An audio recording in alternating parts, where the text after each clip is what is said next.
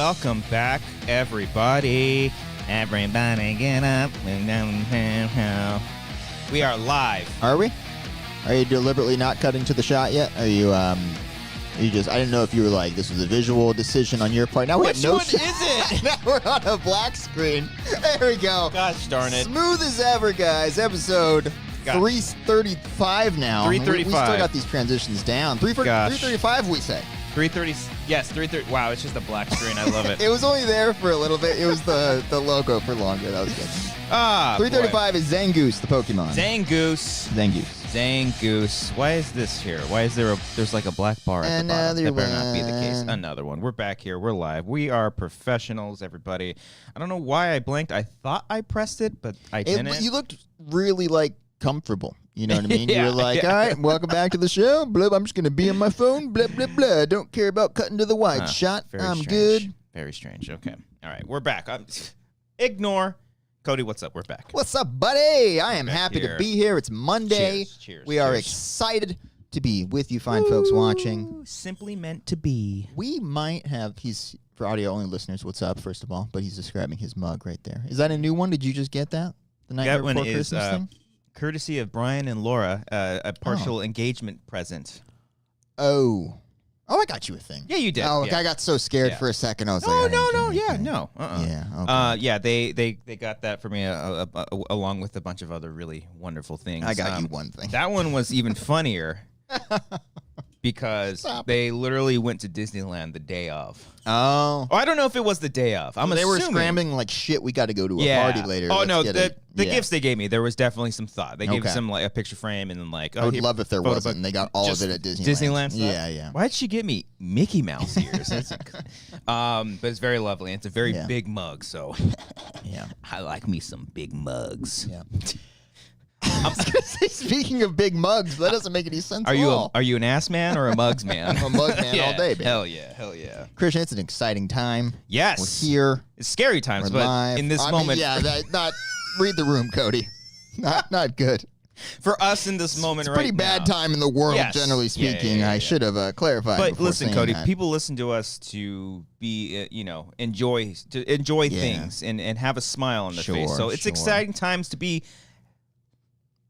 on the show here. What you were trying to say? Yeah, go ahead. I don't even know what I was doing. I was just saying hello to everybody. We might have new people watching because we had our short film scare tag. Once again, thanks for everyone checking it out. Thank you.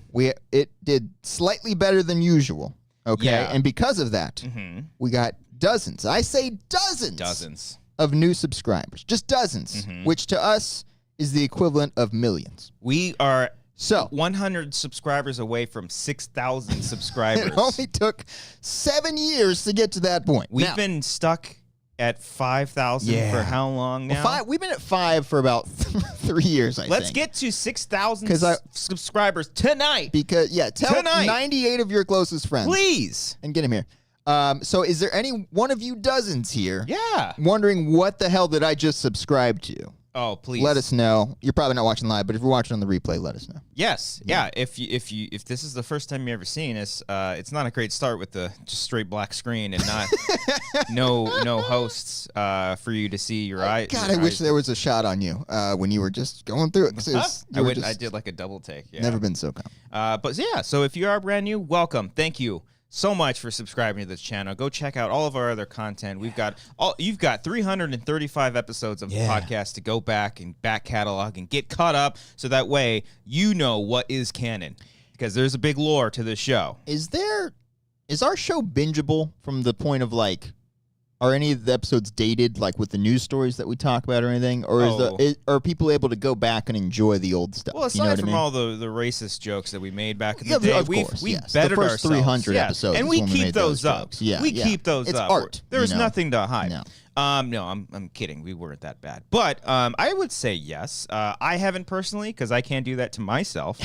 But there are plenty of folks in the Discord who are wonderful Patreon supporters. Who have said they've gone back and listened. Yeah. Many times. Sure. And so I would say yes. So yeah, if you want to go back, maybe it's a little cringy. It's a little more structured and weird. Again, the structure. We talked about the structure thing. That was only the first 10 episodes or so. True. I want to say around like 15 or 20 is when we're like, fuck it, let's just start talking and see if we can make some jokes on the way over. But very true.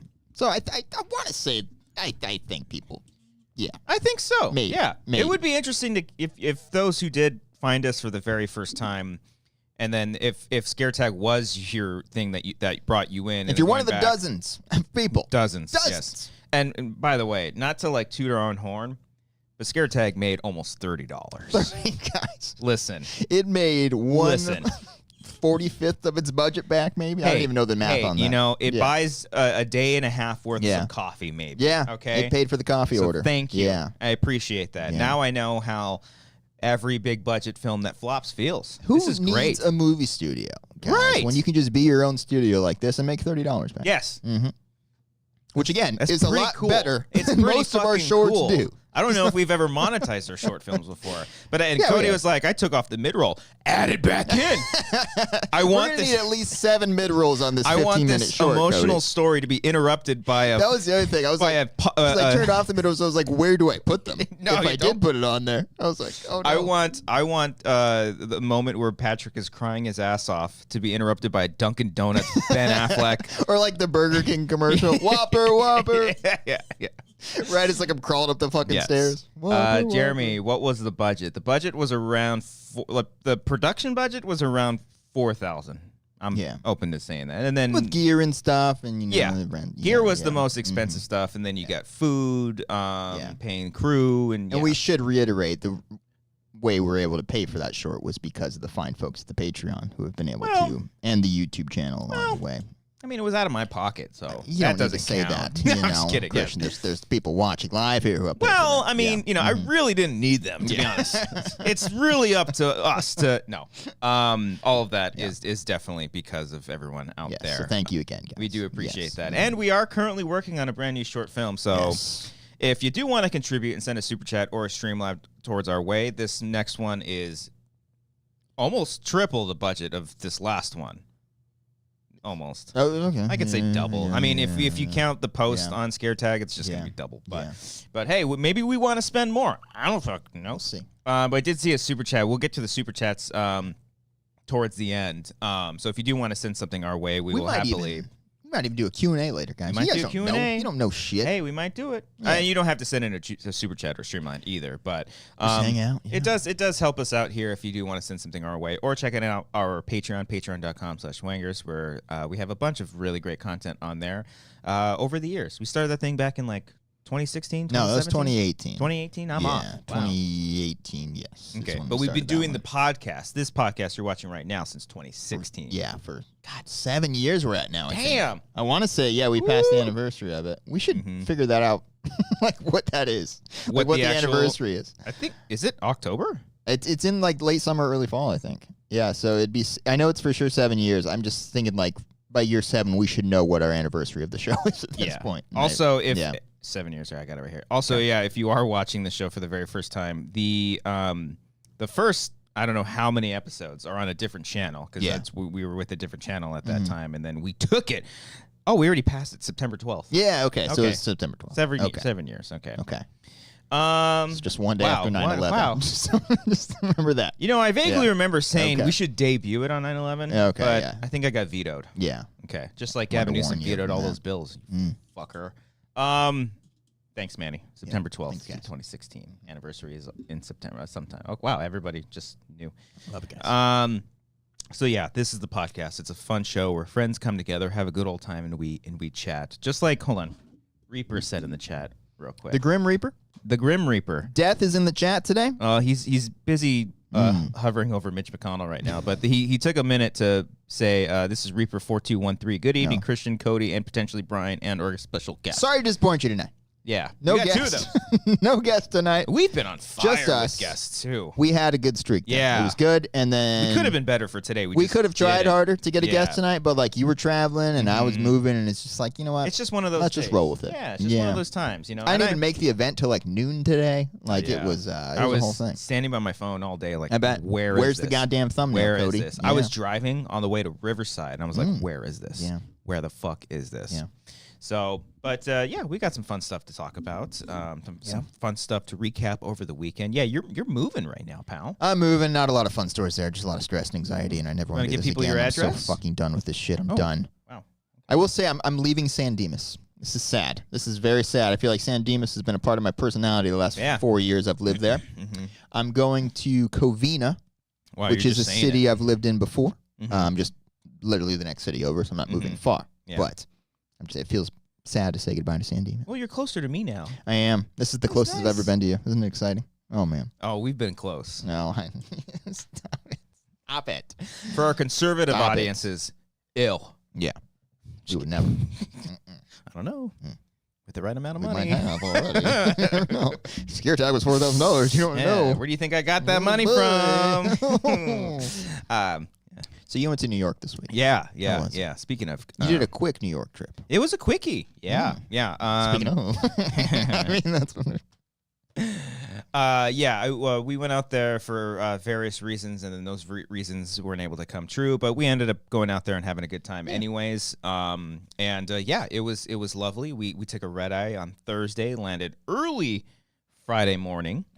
And we took a red eye back on Sunday, early this morning. I am surprised that you're not dead right now. I Considering feel, like how you've done on like Sunday barbecues and stuff like that. Like I've come in that Monday after, and you're like, Cody, I need you to lead the show. I'm like, I got you. Then you still lead because you're a champ. First of all, that was like what, one time? I think you've done it twice. Yeah, 2 times.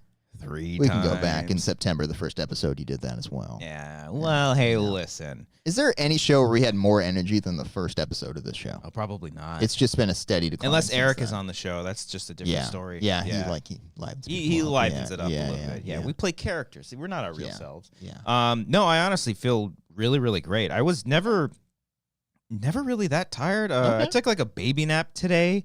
And by baby, it's my typical nap. It's like a 20-minute power nap. Some babies take 20-minute power naps. Fuckers, just go to sleep. Really, just bank it on an hour. Just give us an hour. Yeah. I was pretty tired on Friday. Amber and I both did take a nap in the hotel because we flew in. We got into New York like around 7:45. Didn't get into the city until around maybe 9 and couldn't check in, so we left our bags and we walked around. And of course, knowing me, besides going to breakfast first, we were in the financial district, and I was like, well, the 9/11 museum is right here. Do that. She did not want to do that. No. But we walked around the area and paid our respects and whatnot. Because I've talked about it on the show many times. Fascinated with just any documentary about 9/11 because it's just a terrible, tragic event. Had to pay our respects over there and then just walked around for a little bit. Then once we finally got in the hotel, rested up, that night we went to go see Ellis and Ken and Jen Sturger do some yucks, do some comedy jokes. Make you chuckle? Made me chuckle. You know what's even funnier than that? What is it? The day before, my dad was in New Jersey, he went into the city to go see Mark. Oh, he saw their show there? Oh, my God. He is like totally like, we're friends now. We're totally friends now. We're buds. But he was just raving about everybody. He had a really good time. And it felt nice to be like, hey, Mark, put my dad on the list. Yeah. Please. Or I'll buy a ticket. I swear. I swear I'll buy a ticket. But yeah, he had a good time. And so did we. We met up with Eric right before that. Right. And this is my first time hanging out with Eric in the city. Learned some new things. He doesn't wear sweaters. That's just a thing he doesn't do. Calling you out, Eric. Oh, it's cold there. It wasn't actually. It wasn't as cold as I thought it would be. Yeah. I guess it's late summer, early fall. But he was definitely just pants and a black T-shirt. He's like, yeah, I don't do sweaters. That's just a statement that he made. Yeah, it's just like I've never seen him in a hoodie. Now that I think about it. Yes, right. Yeah. It's kind of weird. It's like no wigs and no hoodies. It's weird that we've known him for this long and we haven't discovered this. We haven't noticed this. So he just doesn't do sweaters at all. No, and I was like, well, what if it's like freezing? It was like, I have found myself times where we're like waiting outside and I'd be like, ooh, and all my friends would be like, see? But he's like, but then we go inside and then everyone takes their coats off. That's what I'm saying. Like, I'm assuming he's going to different places and stuff like that. And when you're, So he does have a point. Did he have a traumatizing experience with like coat check or something like that? No. Or, I don't know. No, but like then like when we had to take our coats off, like inside the comedy store or comedy club, he was just like, where are you going to put your coat? But we met up with him. We went to a noodle shop, a Chinese place that he loves going to. Okay. And it was fantastic. I had wonton soup for the first time. I know, right? Shocking. Yeah. But it was quite delicious. And Yeah, hanging out with him was great. We met up with Brian and Laura at the comedy show too. He took us to this one bar called KGB. I was like, "Where are we going?" Got some follow-ups here, but it was a lovely place. It's literally right next to the comedy club. It was a cool spot. Is that the one where they were doing karaoke or is that the one that Brian went to? Oh yeah, I did not go to that. I have questions about that bar. I was way too tired for that point. At that point, Okay, Amber and I left before that. Okay.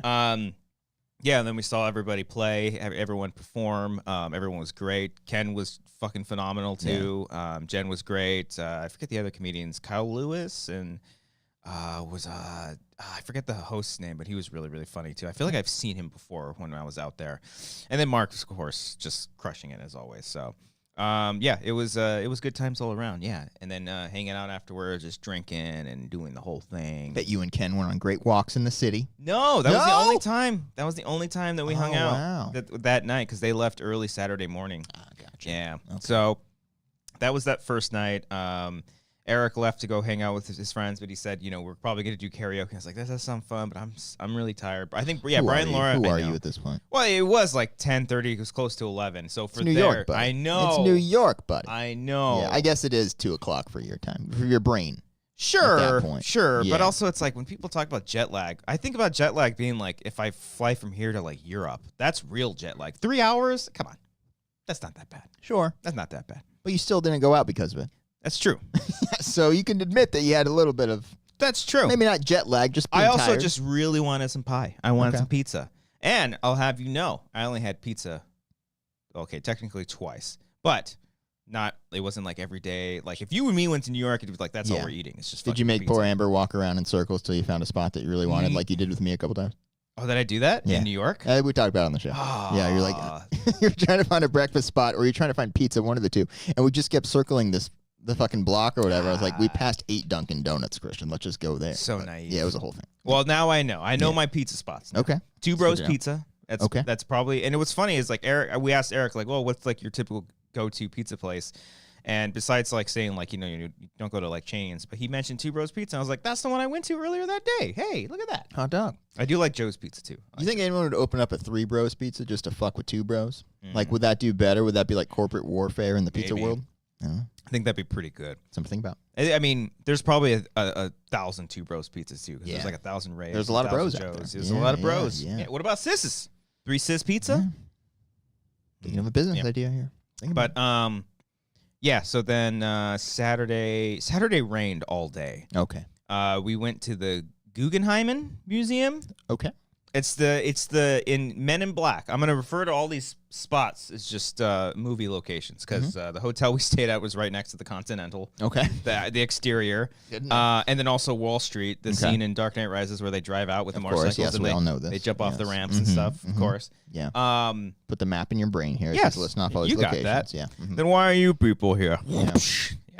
And then, so the Guggenheim is the museum, the scene in Men in Black when he's running up the spiral.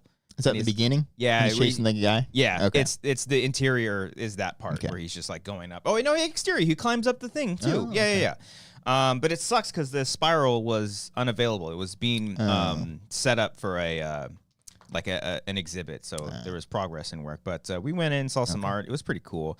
Walked around Central Park during the rain. It was lovely. We bought umbrellas. Someone stole my umbrella. Someone stole your umbrella. You want to back up here and talk about that? What happened? That night, we went to dinner at some Italian place, and they just had a little Italian guy stole your umbrella. No. Okay. They would never. No, sweet. It was like a little rack to put your umbrellas in, and everyone's umbrellas were in there. And I came back, and it just wasn't fucking there. Bastards. See, the Italian food was pretty good. It was pretty good. Yeah, you'll never wear umbrellas Never, again. no. Like Eric with the sweaters. Yeah. Never again. I still never been to Central Park. Never. Love to go one day. We can take you. I've been to New York only twice, I think. Okay. And it was just for schmodown shit, so we had to go and do our thing. Okay. So not a lot of downtime. So next time we go to New York, we'll take you. We'll go to Central Park. I keep seeing more pictures and videos, and it's like, oh, that looks like a fun spot in the middle of a big city. It's a big park. Yeah. It's a very big park. Seems like a good spacious area. Would love to go. Maybe take the fam. We'll take you. We saw the plaza. I'm sure you did. Where the little boy was harassed by Donald Trump. Okay. Yeah. Put that in your map as well. Yeah. There are a lot of filming locations there too. Yeah, the Friends fountain. Yeah. Avengers when they take Loki away. Sometimes I play Spider-Man and I just walk through the park. Yeah, that's my only hang out. notion of just knowing where everything is, you know. I'm sorry. We went to Times Square. You know, I'm 31. It's you know, I got time to check out Central Park. You know, it's something that people see. Hey, I'm sure people in New York would be like, "Hey, you've seen one park. You've seen them all. Get the fuck out of my way. Get the fuck out of here. I'm trying to." So, but then that night, Saturday night. This is night 2. Night 2. Okay. Amber and I went. A Broadway play. Oh, look at you. Yeah. Being cultured. Going Amber surprised. Well, not enjoying. Well, she did surprise me because we wanted to go because Brian was like raving about it. Yeah. And I was like, we were trying to see one, but this one that we ended up going to, but then the tickets weren't available. But then when I went to go get us breakfast in the morning to bring it back, she surprised me. She's like, I got tickets. I was like, oh, fuck, let's go. Goodness. Very surprised, very happy, very excited. And we saw Back to the Future, the musical. That's the big one. That's the big one at the Broadway. Not bad. Hey, Marty. Okay, keep going. What do you want? Oh, hi, Lorraine. I just want to see how many you can do at this point. Yeah. Hey, you. Get your damn hands off her. Oh, it's good. It's good. It's good. Please keep going. You can stop. I'm regretting asking you to do this. I'm so sorry. Anyway, how was it? Good show? Hey, Cody. No. Good adaptation of the film? Yeah, it was really good. Yeah, I was you know me. I'm not a musical guy, and I have my it's a musical. It's a musical, dude. They've got musical. I can fuck with that. They've got musical numbers. Yeah. It's a great play. I had a blast. Okay. There's a lot of spectacle. The stuff they do with the DeLorean is fucking awesome. Yeah. They do change some stuff in the story, obviously, because they have to make it fit for the play. Oh, God. There's some stuff that they actually flesh out with, like, Doc. Does he take the flux capacitor and chuck it over his shoulder? No. No, but instead of, I don't even know if I would, like, spoiler. I don't know. I don't know how long the play's been out, but I won't say specifics. But they do change some stuff up. All of it makes total sense, and it's totally fine. You know, it's like, I think it helps, obviously, if you know the movie. It's like an extension of that. If you've never seen Back to the Future and you watch this, maybe you won't have the sort of connections you would feel as opposed to just like, you know, being a huge fan. But there are like, you know, a couple of the songs, especially with Doc Brown, who was played by, what's his name? Is it Robert Engle? You know Robert Englund? No. Oh, I wish. Good on him for getting into been the theater fucking game. Awesome. That's interesting. Okay. It's Robert something. I'm sure someone in the chat will correct. He's an established name? Yeah. You would recognize him in a fucking heartbeat. I recognize him from Pattinson. I recognize him from Hostel 2. Of course, yes. Robert Bart, excuse me, Roger Bart. God dang it. He wasn't even a Robert after all that. No, I know Roger Bart. It's this guy right here. Man, he said Kurt Angle. Oh man, that does not look like Kurt Angle. Yeah, I know. You've seen it before. Yeah. He was fucking fantastic. The guy who played Doc, and the guy who played George McFly. Okay. Like spot on. Okay. Except sometimes his George McFly sounded like Little Nicky a little bit. Okay. But although Little Nicky and George McFly can kind of go hand in hand, so it was quite funny. I have one question for you. It might be a spoiler, guys. Mm-hmm. Do they do the moment from the movie where Marty's staring at his dad and his dad just goes, "What?" Yes, but it's not. You know, you're expecting it to be like the movie. Yeah, they. Yeah. I guess it's a moment that doesn't really translate to a tiny little stage where there's people watching. Yeah. You know, it's supposed to be close up in a film. Yeah, he does like a slow turn and then what? It's not the. That's one of my favorite jokes. Just what? Yeah, in the movie he goes, what? What? Yeah.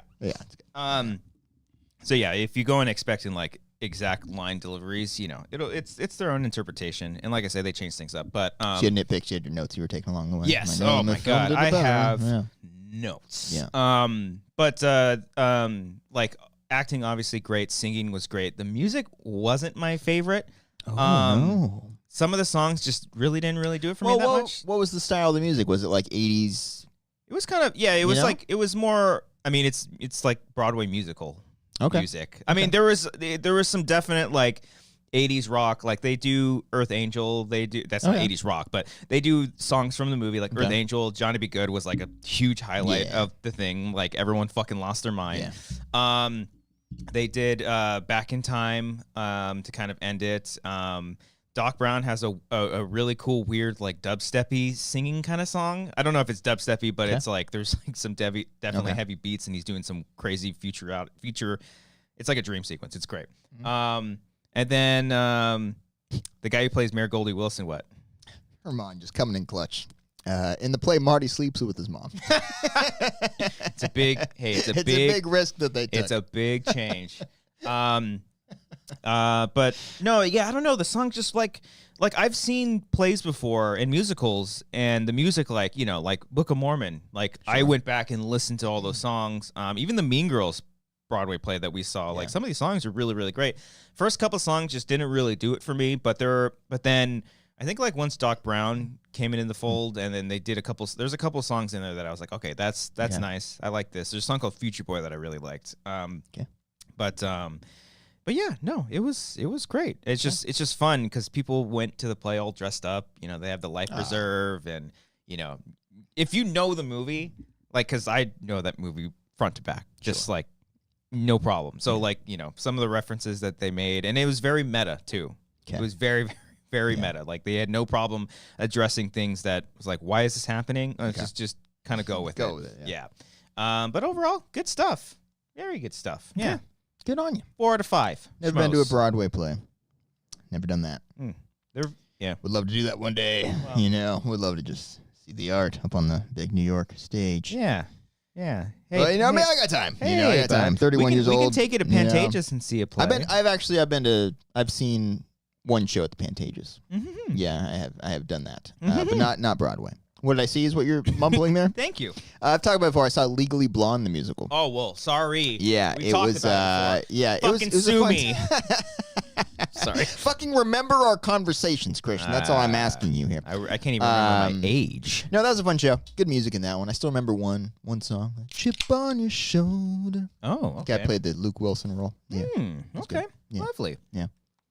But we'd love to go to Broadway, you know. We'll take you there. We'll see. I hope they do Back to the Future 2, though. I want to see that. Oh, yeah. Do they do sequels in Broadway? This is probably a very stupid question. But do they? Harry Potter. It's technically that doesn't a sequel. Count. No, I mean like a sequel to a play. Yeah, I know. No, no, I don't think so. Anybody? Yeah, that'd be kind of cool. Like get the same cast, do different songs. I guess it's trickier because like not everyone can go to a play, as evidenced by myself. But like everyone can watch a movie theoretically. But you know what I mean? From anywhere. If you're a broadhead, then sure. But are there diminishing returns then if it's exclusive to only people like in New York? I don't know. I'm thinking big here. Well, plays on Broadway, or just I guess plays in general, they play a lot. They go for a lot longer. True. They literally and go then for they expand years. Other cities and shit like that. I guess. If you're like a diehard fan, then you know it's possible. Any musical fans, let us know. Has there ever been? Is the Book of Mormons coming out? Basically, is what I'm asking here. Is a sequel to the Book of Mormon? We're actually doing a play for Scare Tag. Yeah. Oh, we should do something like that as a joke. Scare Tag the musical. We should do one of our shorts as a musical. Okay, that's a good idea. No, that would be a great idea. We've always talked about every time we film a short film. Yeah, we always talk about doing a joke of it. Yeah, and because we're laughing on set all the time. We're laughing all the time. Yeah. So I forget which one we did. I forget which one it was. I don't know if it was like Teddy or Stage 4. God, I can't remember. But we the whole time we were like a through line. We were like, oh, it'd be funny if this happened instead of this. Yeah. And we were kind of going off of that. Actually, I have to talk about you after this. I thought of a short film of a TikTok trend that I've been saying would be funny and cool as a horror short. I'll talk to you after. Cool. TBD. None of you are going to know what he's talking about, but I'm going to get a hot scoop after that. But Marsha 6 loves Scare Take. Must watch. Thank you. Thank you. Go check out Scare Take. Scare Take. Yep, that's the sequel to Scare Tag. Sequel. Yeah. Yes. Mm-hmm. So we can have sequels, but Broadway plays, we'll see. The original title was Scare Take, too. Yeah. But, then they're like, oh, let's try that again. Let's do another take of that. Yeah. So, yeah, Back to the Future. That was fun. Oh, yeah, and then we walked around just for a little bit. We walked by 30 Rock, like literally as they were filming. Which, of course, is from 30 Rock, the show. Yes, the show. Amber is actually a huge fan of that. And the first time we went over that area, because they have like a little NBC shop, they had like the little office set up and whatnot. You can take a photo. They didn't have it this time, but she was geeking out. I was like, oh, my God, this is where Liz Lemon gets a hot dog. Oh, my God, this is where Liz Lemon. She loves 30 Rock. But, yeah, we walked by the entrance of, you know, where everybody walks into for SNL and whatnot. That whole building, that's where they film it and stuff. And we walked by. There were a couple people waiting outside, and they wanted. I heard them like, "Oh, can we take a picture?" I was like, "Oh, who is that? Who is that?" I saw old white man. I was like, "Fuck, is that Lorne Michaels?" I was like, "Oh shit." No, I'm trying to think of like old New York people. I was too busy looking at the guy. I want to say Woody Allen, but I'm not going to say it. He's an old New York man, comedy background. Just saying, it would make sense if he popped up there. I would assume he's not invited these days. I don't think so.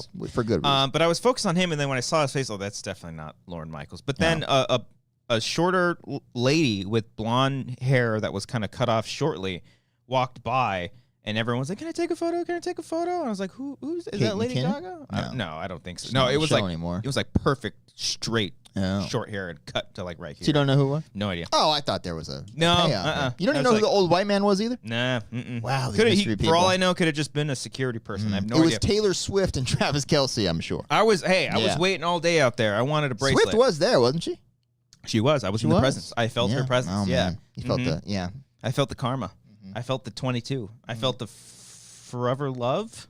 Do you have a favorite Taylor Swift song? I don't know any of her songs. You don't know any Taylor Swift songs? No, I do not. You're going to sit there and tell me you don't know any, like, You Belong With Me, no Blank Space, no Style, no 22. You're going to sit there as a podcast host who covers entertainment stuff and say you don't know no Teardrops on My Guitar, Picture to Burn, All Too Well, with or without, 10-minute version. That's good. I got nothing left. Damn it, that was good. Yeah. Clip that out. Yeah. Clip that out of context and cancel. You don't know? Okay, so you don't know too many T Swift songs, huh? I know Shake It Off. Oh, that's a good one, too. Is it, though? No, it's not. I do have, there are some Taylor Swift songs that are legit great. Okay. All right, I'm totally comfortable saying that. Yeah. Style is a fantastic song. Okay. By Taylor Swift. That's a great one. I love that for you. Love that one. Love that. I love that song. I love that for all of them. Okay. And I say this with no hatred. Yeah, be careful now. I know. Them. I just don't care. Yeah. I just don't. But I'm happy that people are happy. Yeah. That's it. Although, how much money did that movie make this weekend, by the way? Oh, that's a good question. Yeah. Although we got to prep for these things. I will say, I am a fan of things. And granted, I'm a that's such a good quote. I am a fan of things. Yes. That's good. Okay. I know. I'm a 31-year-old man. Okay.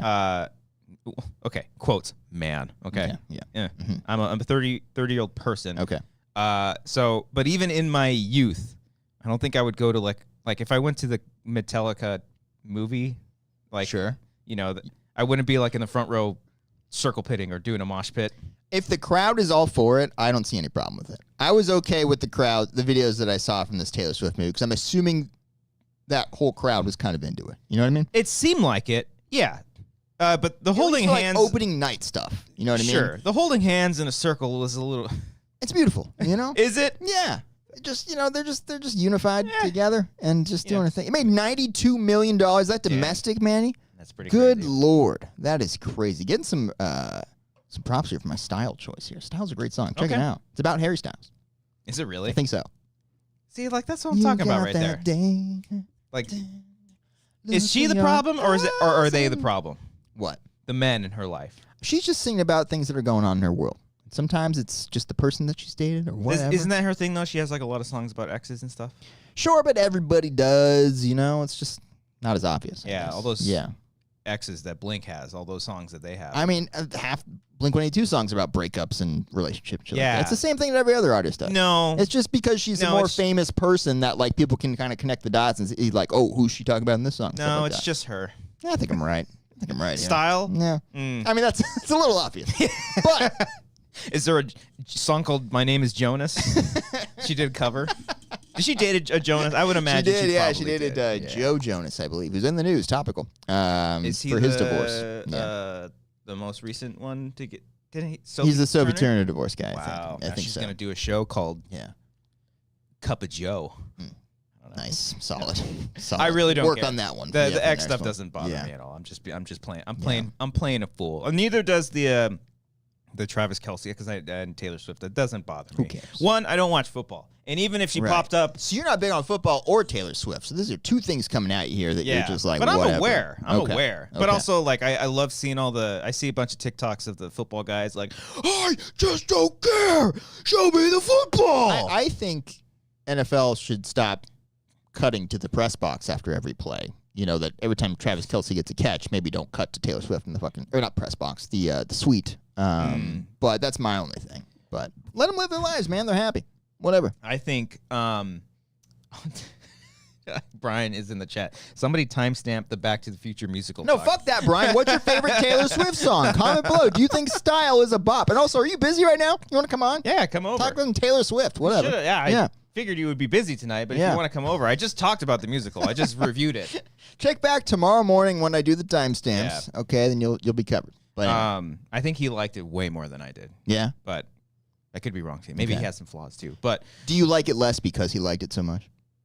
Oh God! I thought you were talking about Taylor Swift. Oh no, we can get back to Taylor Swift if you want. No, not at all. I was very excited. I was jazzed. I was like, oh fuck yeah! But you know, I'm not into musicals that much. But I gave it 4 out of 5 schmoes. Ooh, that's good. A Taylor Swift musical would be interesting.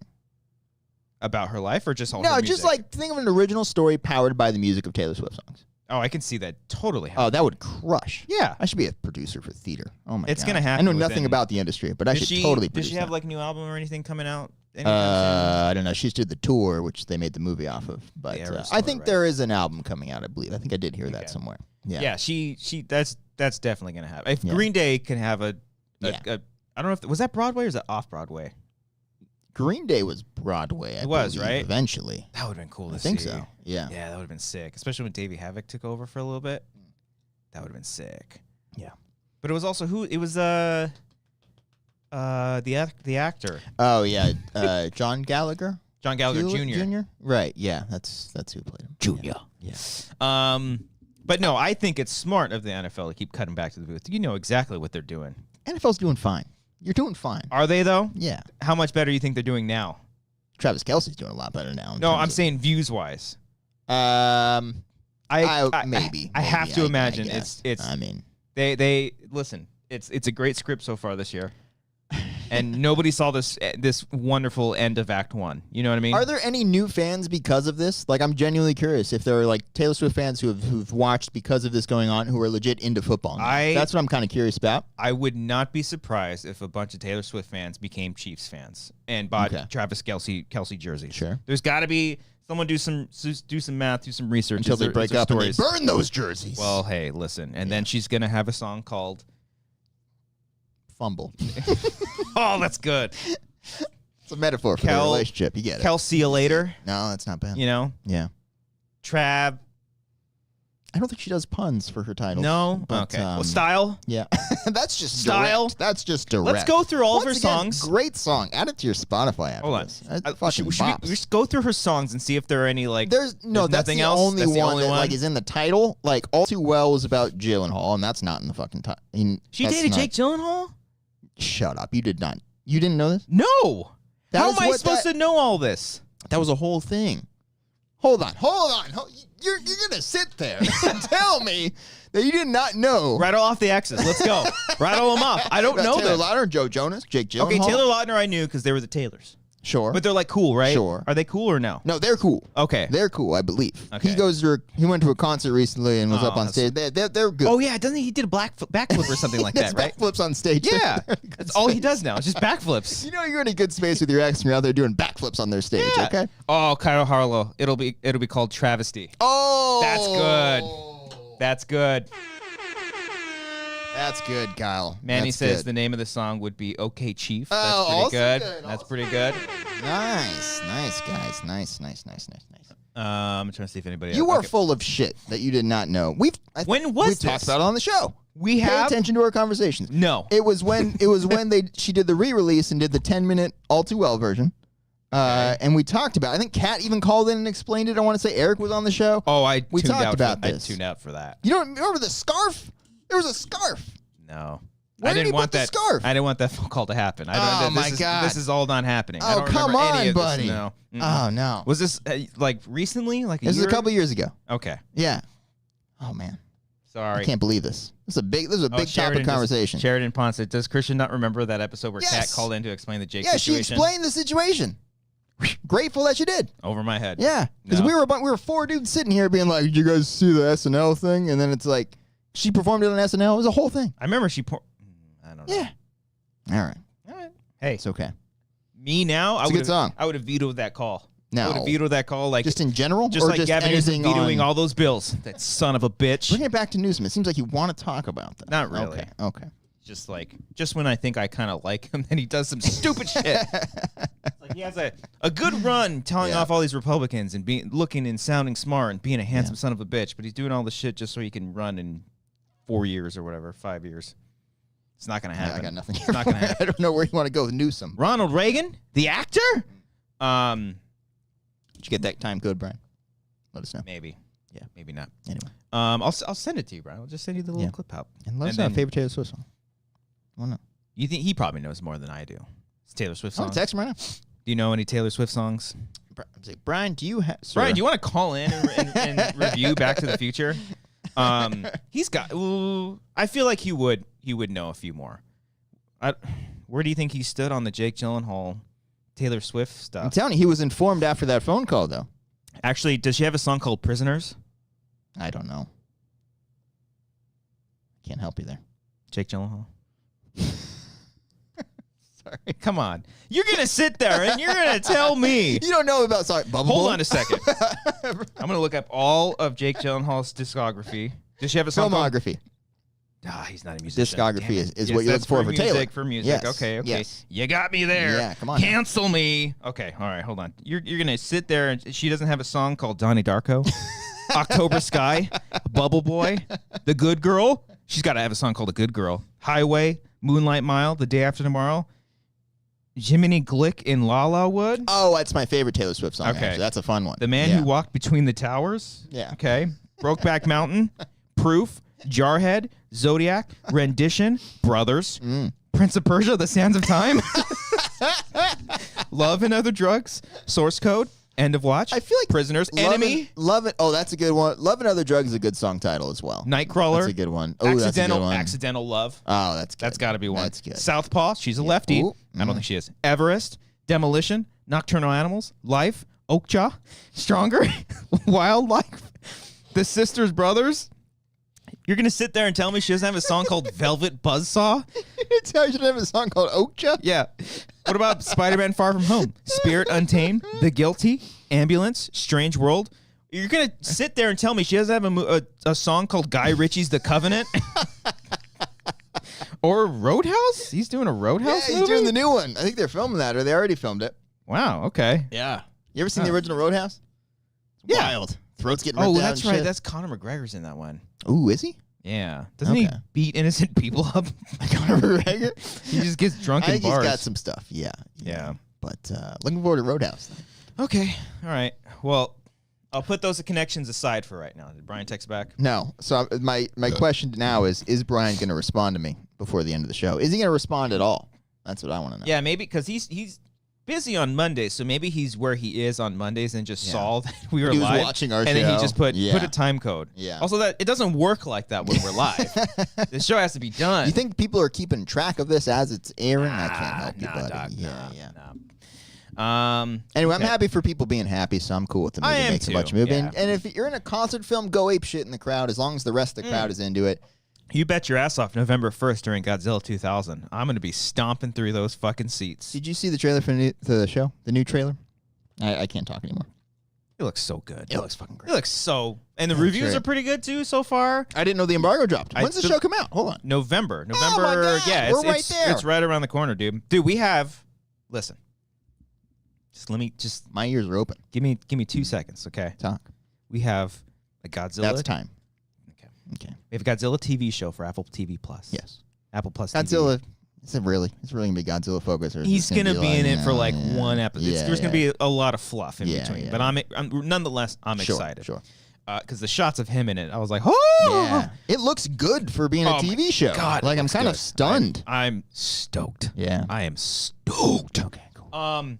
Then we have I'm counting this the re-release of Godzilla 2000 because that's one of my personal favorites. Sure. Godzilla. I don't know. It is 2000. I think Millennium might be an alternate title. I want people dancing around in a circle with you. Yes, going on. I'm gonna be decked out in my Godzilla gear. It's gonna be. I'm going by myself. I was like, Amber, would you be mad if I bought this ticket by myself? She's like, go for it, sweetie. Do it, buddy. Go for it. Yeah. And I was like, don't call me sweetie. She never does that. And then we have, I think also in November or maybe December, Godzilla -1, the next Japanese Godzilla film. Okay. The real Godzilla shit that's going down. And then I think in February or March is the Godzilla Kong, or maybe that probably got pushed back. That can't be February or March because there's no trailer for it. That's got to be like in the summertime. It was scheduled for next spring. Initially, that's when it was scheduled. I think it was initially scheduled for like February. So I'm assuming they already shot it. Oh, it's done. It's got to be done. What a wild time that was, man. Like, that's going to be something we're going to look back on. And which, Godzilla versus Kong? Yeah. Like, that was a very interesting time. No way. What? It's scheduled for April 14th. I mean, that's not that crazy. But they haven't released anything. I would say do first trailer coming up here in the fall season for the Christmas season. I guess so. The Christmas movie? Maybe they have to, because I know they have to. Super Bowl spot? They'll be all right. Oh, yeah, that's good. Yeah. Okay. All right. Okay. That's fair. December 1st for Godzilla -1. Let's fucking go, baby. Oh, man. I'm so excited. I can't contain it. I fucking hate how excited I am. Yeah. Because I'm going to be let down. You don't like being happy. No. What's going on? You just want just bitterness. But I'm happy for the Tay-Tays out there, the Swifties. Yeah. Don't come for me. But yeah. Oh, okay. Besides all the New York stuff, that's good. Sunday we walked around, had a lovely time. Yeah, whatever.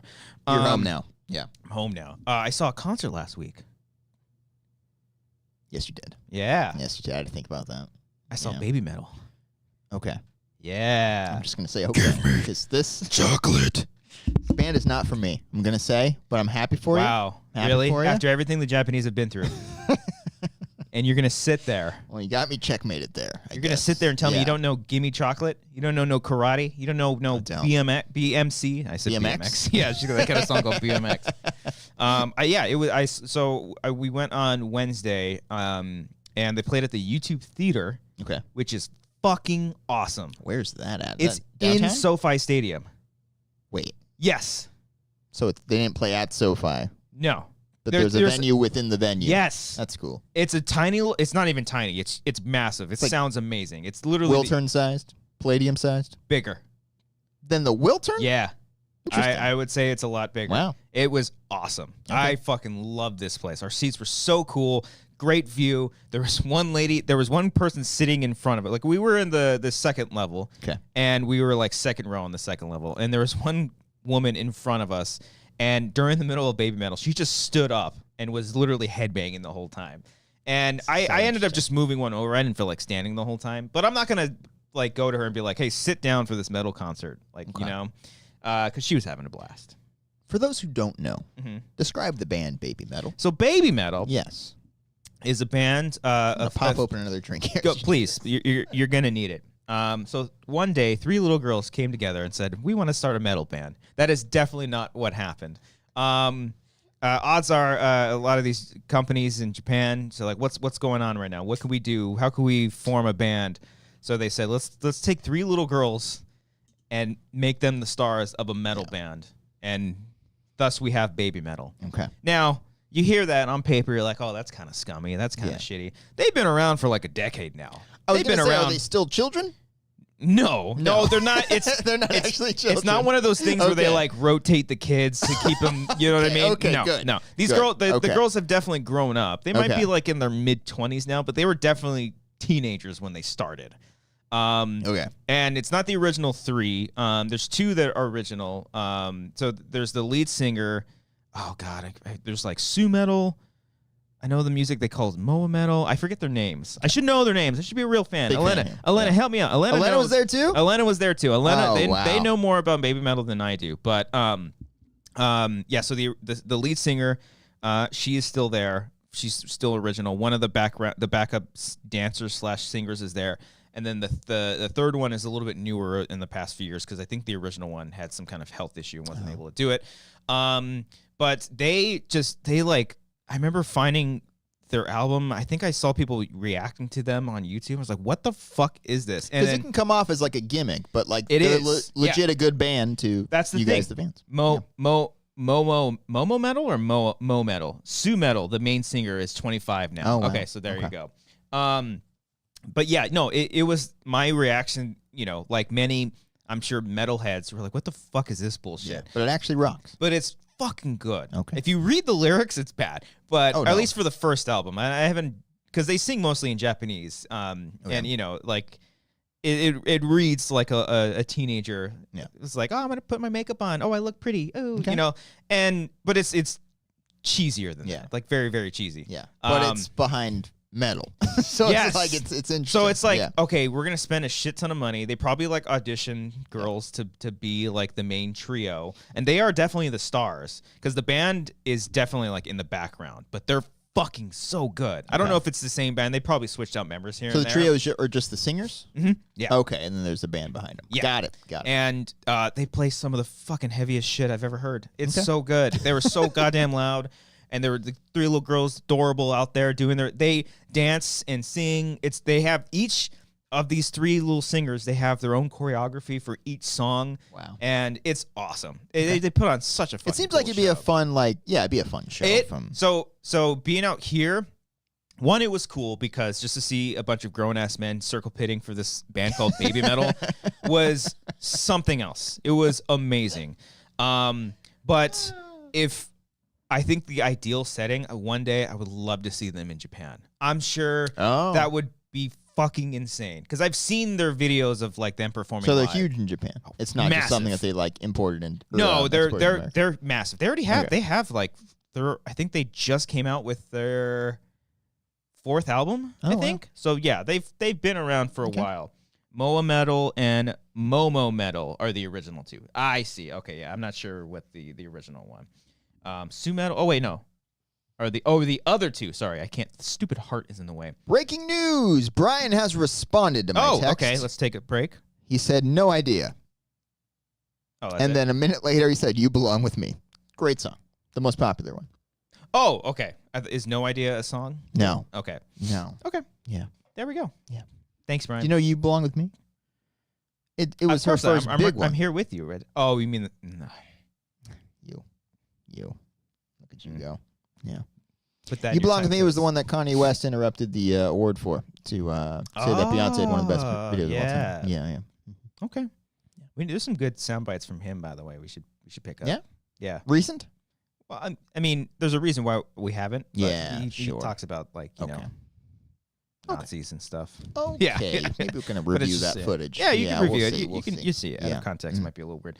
But yeah, show was amazing. It was fantastic. Some of my favorite shit I've seen, and yeah, had a good old time. Check out the YouTube Theater. It's a fucking awesome venue. Would love to go to the YouTube Theater one day. Just would love to, just can't. Maybe see a show. Oh, we saw sitting behind us were some of the Corridor Crew guys. They went to bed. Yeah. Who the hell is going to this show? Everyone is there. Just saying, man. Was this the hottest ticket in LA this week? What's going on? I saw one of the producers from Blumhouse there, Ryan Turek. I saw he was there too, randomly.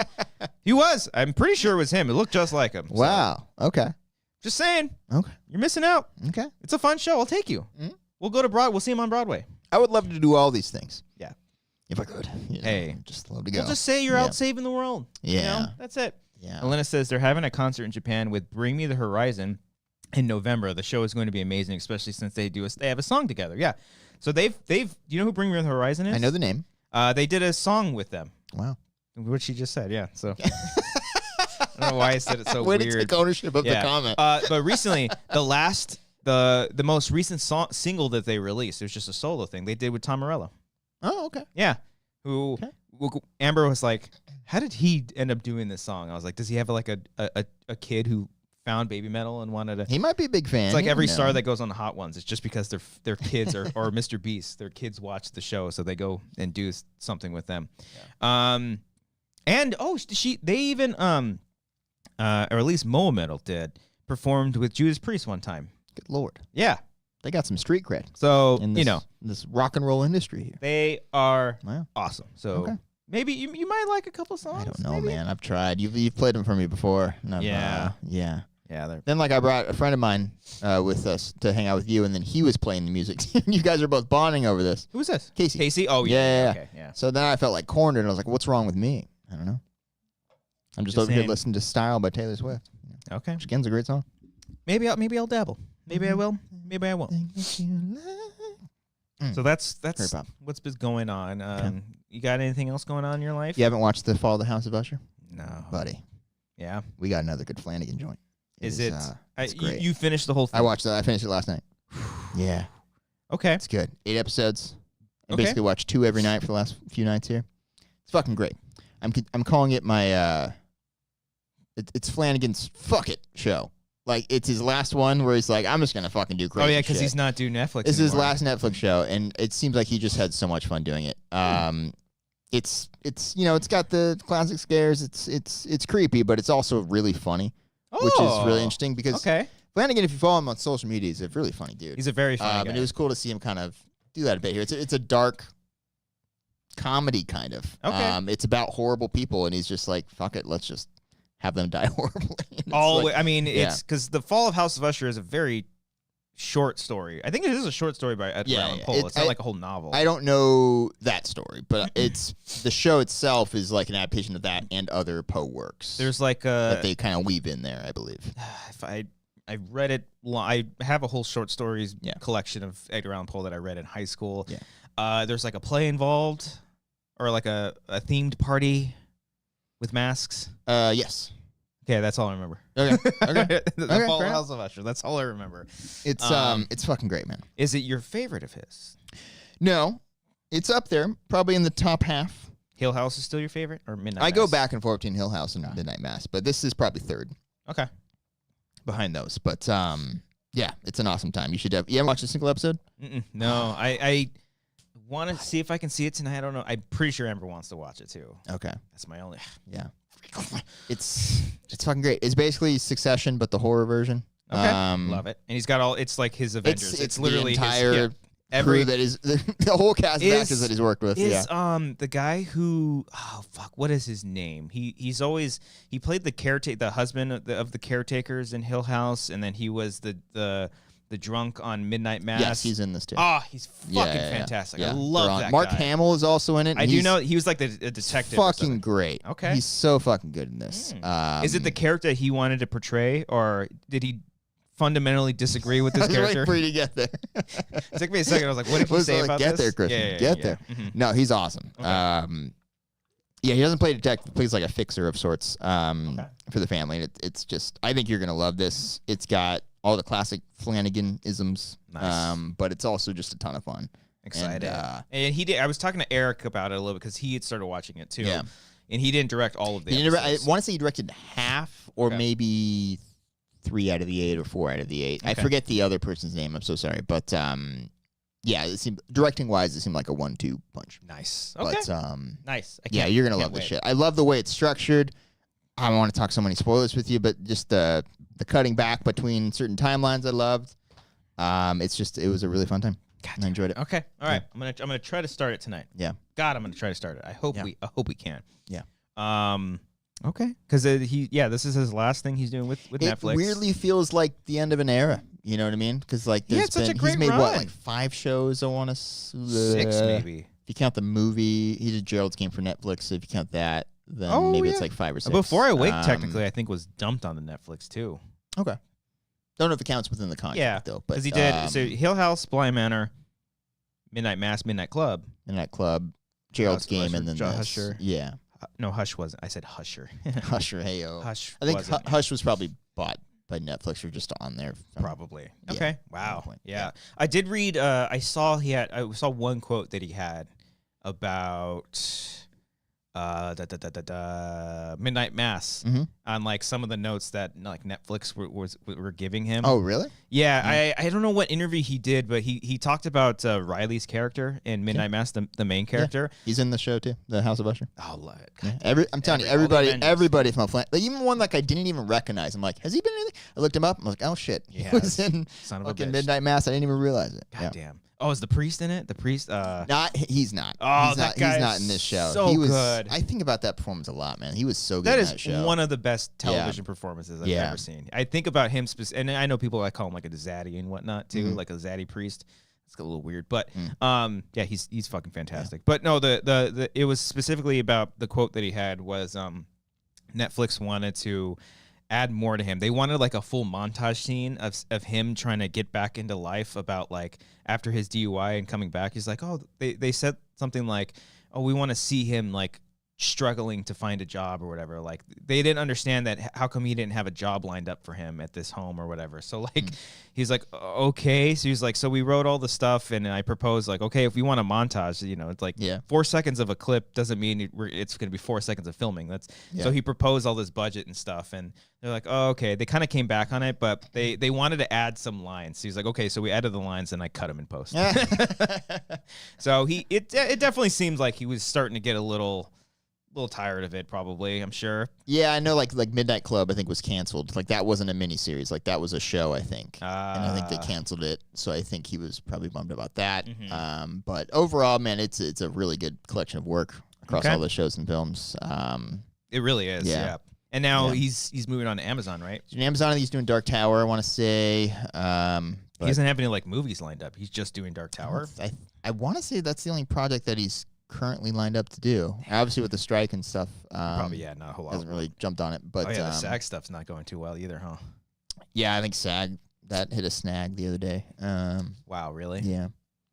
What? You're gonna joke in a time like this? I'm not joking. SAG hit a snag? Rhymes are not intentional jokes, Christian. All right, I'm sorry. Just as a proper word for the I get it. The writers can write now. Snag, so now I can't even say it. SAG strike hit a stumble. Is that better? It's not a rhyme. Okay. Yeah. Pay the actors, guys. I know we're talking about shows and stuff. Like, please pay the actors. Pay them, goddammit. Yeah. Yeah. So we'll see. We'll see what he can come out. I do want him. He hasn't done a film since Doctor Sleep. I think so. Wow. Yeah. I need to rewatch that too. Yeah. Fucking fantastic. Okay. I will watch it. Hopefully I'll have it done by then. Or maybe I'll just be playing Spider-Man 2 the whole time. Who fucking knows? I'm starting to see screenshots and I was like, God damn it, I need to fucking stay away. Yeah. I don't want to see this shit. I saw the reviews drop and I was like, okay, I see headlines. Okay, I'm done. I don't want to see any more of that shit. I don't want to see it. I'm very excited. It's crazy that it's already almost here. It was cool. That was announced, what, 3 years ago? A long time ago. And we were just cool with being like, it's going to take a few years. And like, we're all okay with it. And like, we weren't like upset that it also never really got delayed. They just never really announced a release date, I don't think. Yeah. Well, and I got to imagine they have the foundation already there. Yeah. They just have to make it better. Basically, they have the city, and then they're just adding on to it. You know? Yeah, it's a good thing to bring up. I'm not sure because just like I know nothing about video game development. If you have to start from scratch with a new console or anything like that, I know they have Miles Morales, but I don't know. Yeah. Luckily, I know everything. Yeah, that's great. I'm glad we have you on the show. I was talking to Eric about it because he was like, it can't be like that long of a game, can it? I was like, buddy, you're playing as Miles, you're playing as Peter. There's 3 different locations. Sure, you're gonna get some MJ stories again. You know, there's gonna be some MJ stuff stealth to do. missions. Let's fuck it. Maybe we'll get Harry missions. I want missions with Miles' mom, where she's like walking around, just like doing mayor shit or whatever she's elected. I forgot what job she had, but yeah. I'm so fucking stoked for this game. Yeah, it's gonna be hard for me because I love exploring. I love doing the additional stuff, but I don't want to be fucking spoiled. Yeah. So I might try to finish the story as soon as I can and then just fuck around afterwards and stuff. Yeah, I want to see how quickly I can do it because once again, my stupid moving situation. So the game comes out Thursday and I'm moving a few days after that. Can I beat it in a few days before that? Wall packing boxes? I don't know. Have you seen how long the game is? Like time to beat kind of thing? Have you? No. Oh, okay. I'm a little scared now. Well, oh, God. That's because sometimes like I'll look that up. Okay. Like there's a website called How Long to Beat? Okay. That is not the name of it. How long? That is not the name of that website. It's got to be. Careful when you search this. How Long to Beat? HowLongToBeat.com. Oh, no. Yes. Oh, God. Oh, it's got Assassin's Creed in the background. Okay. This is a safe website. Let's see. Spider-Man. Man, he says 15 to 20 story-wise. Oh, which is pretty standard, I think. 30. Okay, that's. I was thinking way longer. Okay, great. Yeah. Oh yeah, it says Spider-Man 2. main plus extra 16 hours. So Okay. Yeah, okay. Yeah, that seems pretty usual. The main wow, it's shorter than the last one was 17 hours. Okay. Just kidding. Yeah, I do like, because I know a new Assassin's Creed game came out recently, and I remember I do like those games. I think I'm gonna wait on this new one for a little bit, just because there's Spider-Man's coming out, then Alan Wake 2 is coming out like the week after that. Which, by the way, I was under the assumption for the past month that Alan Wake 2 comes out tomorrow.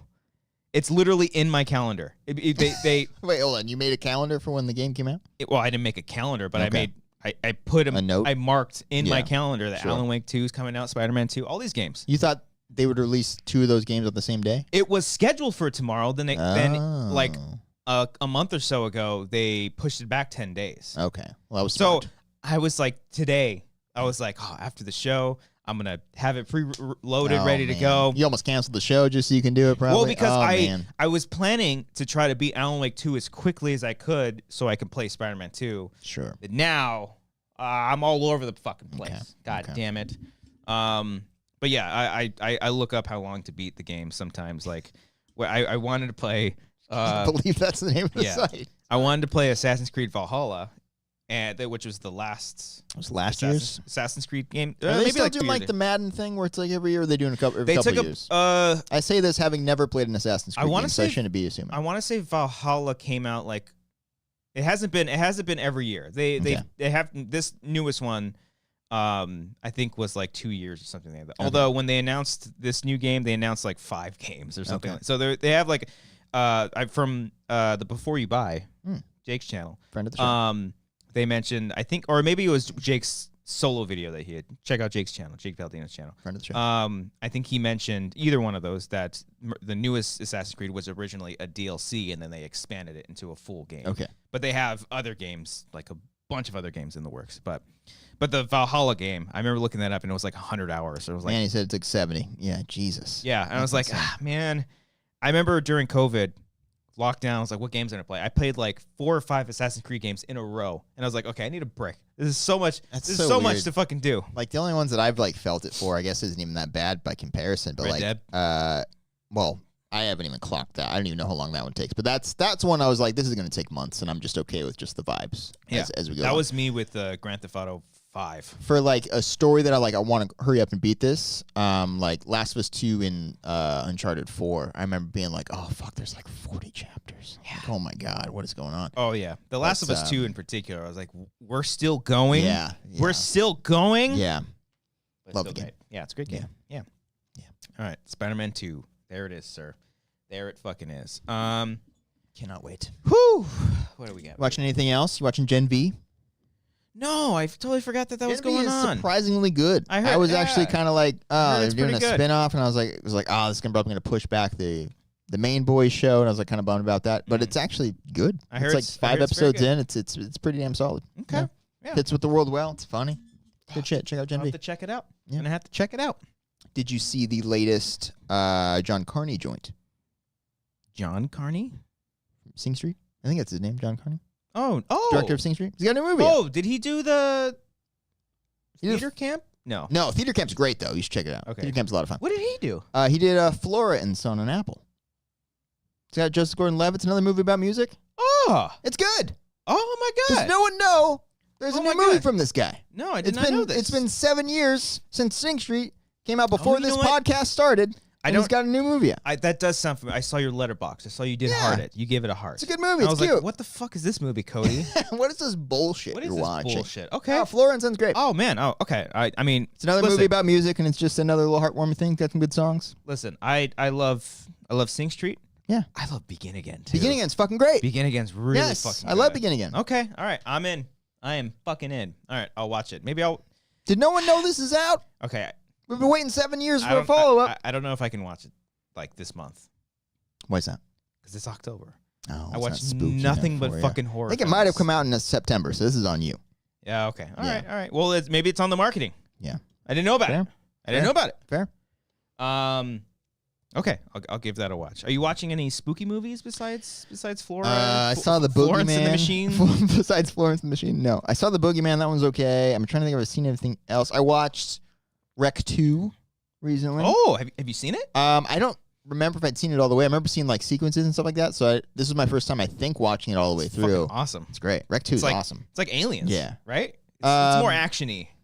A little bit. Yeah. Yeah, a little bit. But I just love the story of it. It's like literally takes place 10 minutes after the last one. Yeah. And it's just like we're just jumping in with a different point of view. Like I just love it. Sick. Yeah. I think that series kind of fell off because I never saw the third. I think they did 4 or 5 of them. Okay. They obviously did the American remake. Which the first one is so bad. fucking good. Oh, it's man. so good. God, It's so fucking creepy. The second one does this too, but the first one is so good at just like the slow tension build of just like there's like shit's about to hit the fan, but you're like engrossed in what's happening as the build up is going on. It's just I need to dive into some more found footage because I haven't watched too many. I watched I started watching VHS 85, which a friend of the show, Andrew Guy, he makes an appearance in one of them, in one of the segments. I'm like halfway through it, and so far it's fucking awesome. Yeah. Did you see the last one?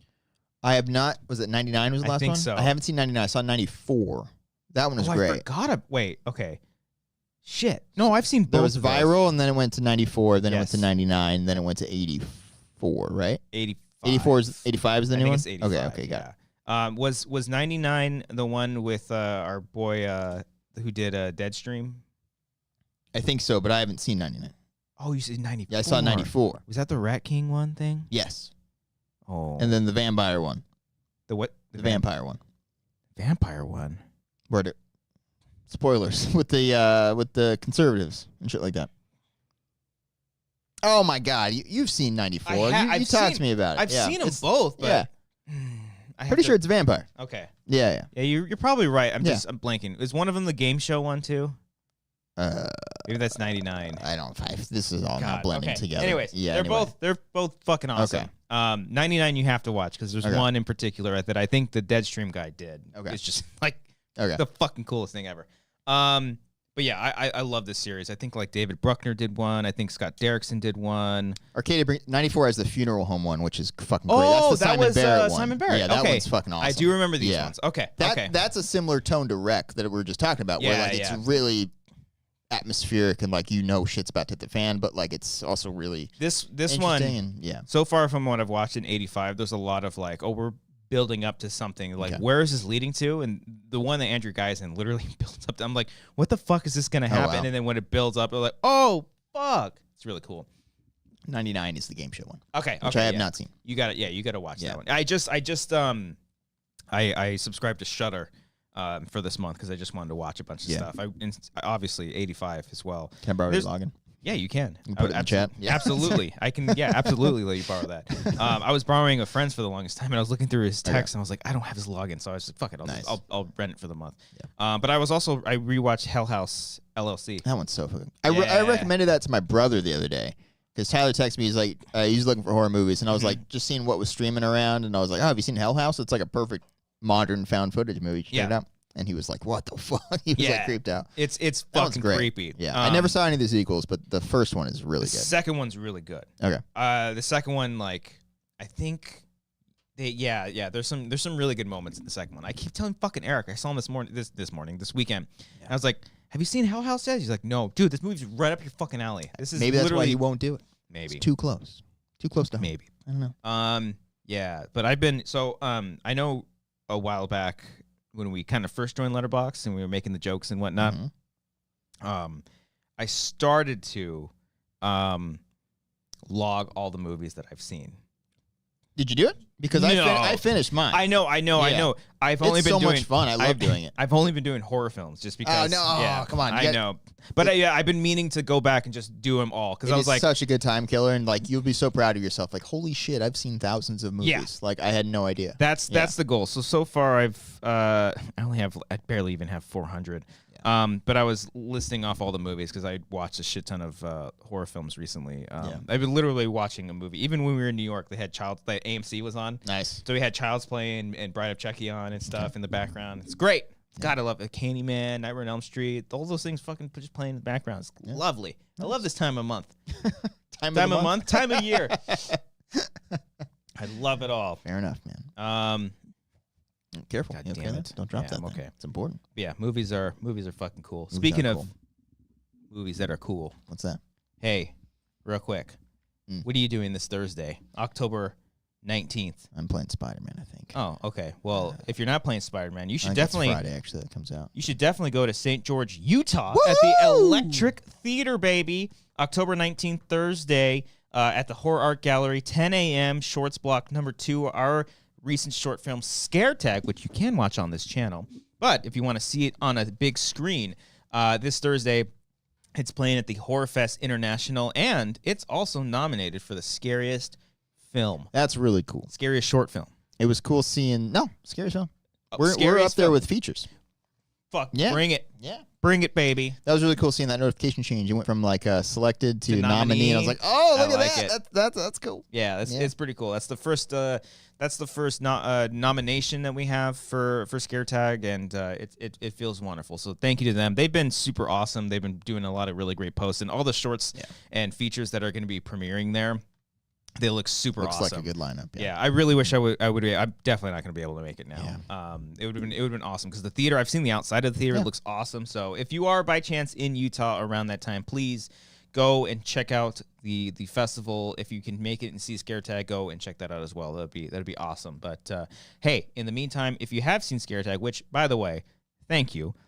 Seeing the amount of comments and all the likes, and like Cody was saying, bringing in subscribers. It did slightly better than usual, guys. Hey, which means a lot to us. Well, thanks for watching and liking and commenting. Yeah, because when we first released it, I was like, oh man, this thing's probably gonna get like 300 views. Because I don't know what the algorithm kind of looks like in general. I know we do live streams all the time, so I was like, what's like an uploaded video? And it just keeps going up. It's our second highest viewed short film. Our highest original.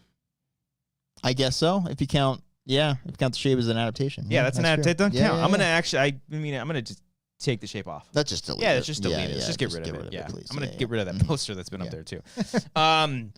So, yeah, if you want to go check out Scare Tag, it is on the channel right now. So, and if you have seen it and you haven't liked the video, please go and like it. I think it just hit like 400 likes just recently. So, that's awesome. If you disliked it, dislike it. I don't care. Yeah. Do that too. Give us that engagement. Also, leave a comment as well, please. Yeah. Let us know your thoughts. It doesn't matter if you were mixed or if you loved it, you hated it. There was one person that said that was just terrible, and I was like, you know what? Yeah. Thank you. I appreciated you just telling us that you went out of your way to comment. Just means the world to me. And what I've been loving too is I've been seeing only a few, but a couple of the comments kind of with their interpretation of the short, and it's like that's different. That's different, and so I love it. Yeah. I love it. So thank you. And if you had 401 likes now, woo! Thank you, Reaper. Thank you.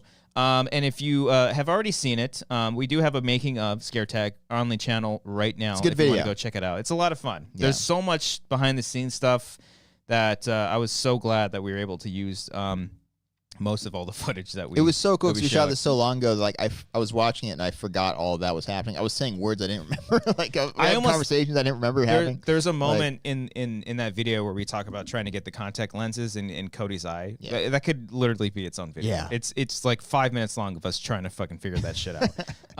But yeah, there's some cool little tidbits on there if you want to like know more info. Like there's one comment that someone said that they've been wanting to shoot their own short film for a while, and I was like, that's fucking great. Go do it, man. Just fucking do it. And if you want even more stuff, join our Patreon, patreon.com/wangers. We actually did a commentary. Cody and I did a commentary. I've actually watched that video 3 or 4 times. It's a funny video. It's a pretty funny video. It's good. It's entertaining. Yeah. People have been asking for commentaries for a minute, and we want to. We know. Yes. Yeah. I mean, he's moving. Come on, moving. He's going to New York. I went to New York. Like, the holidays are coming up, so we're definitely trying. But if you want some fun extra content around the short film.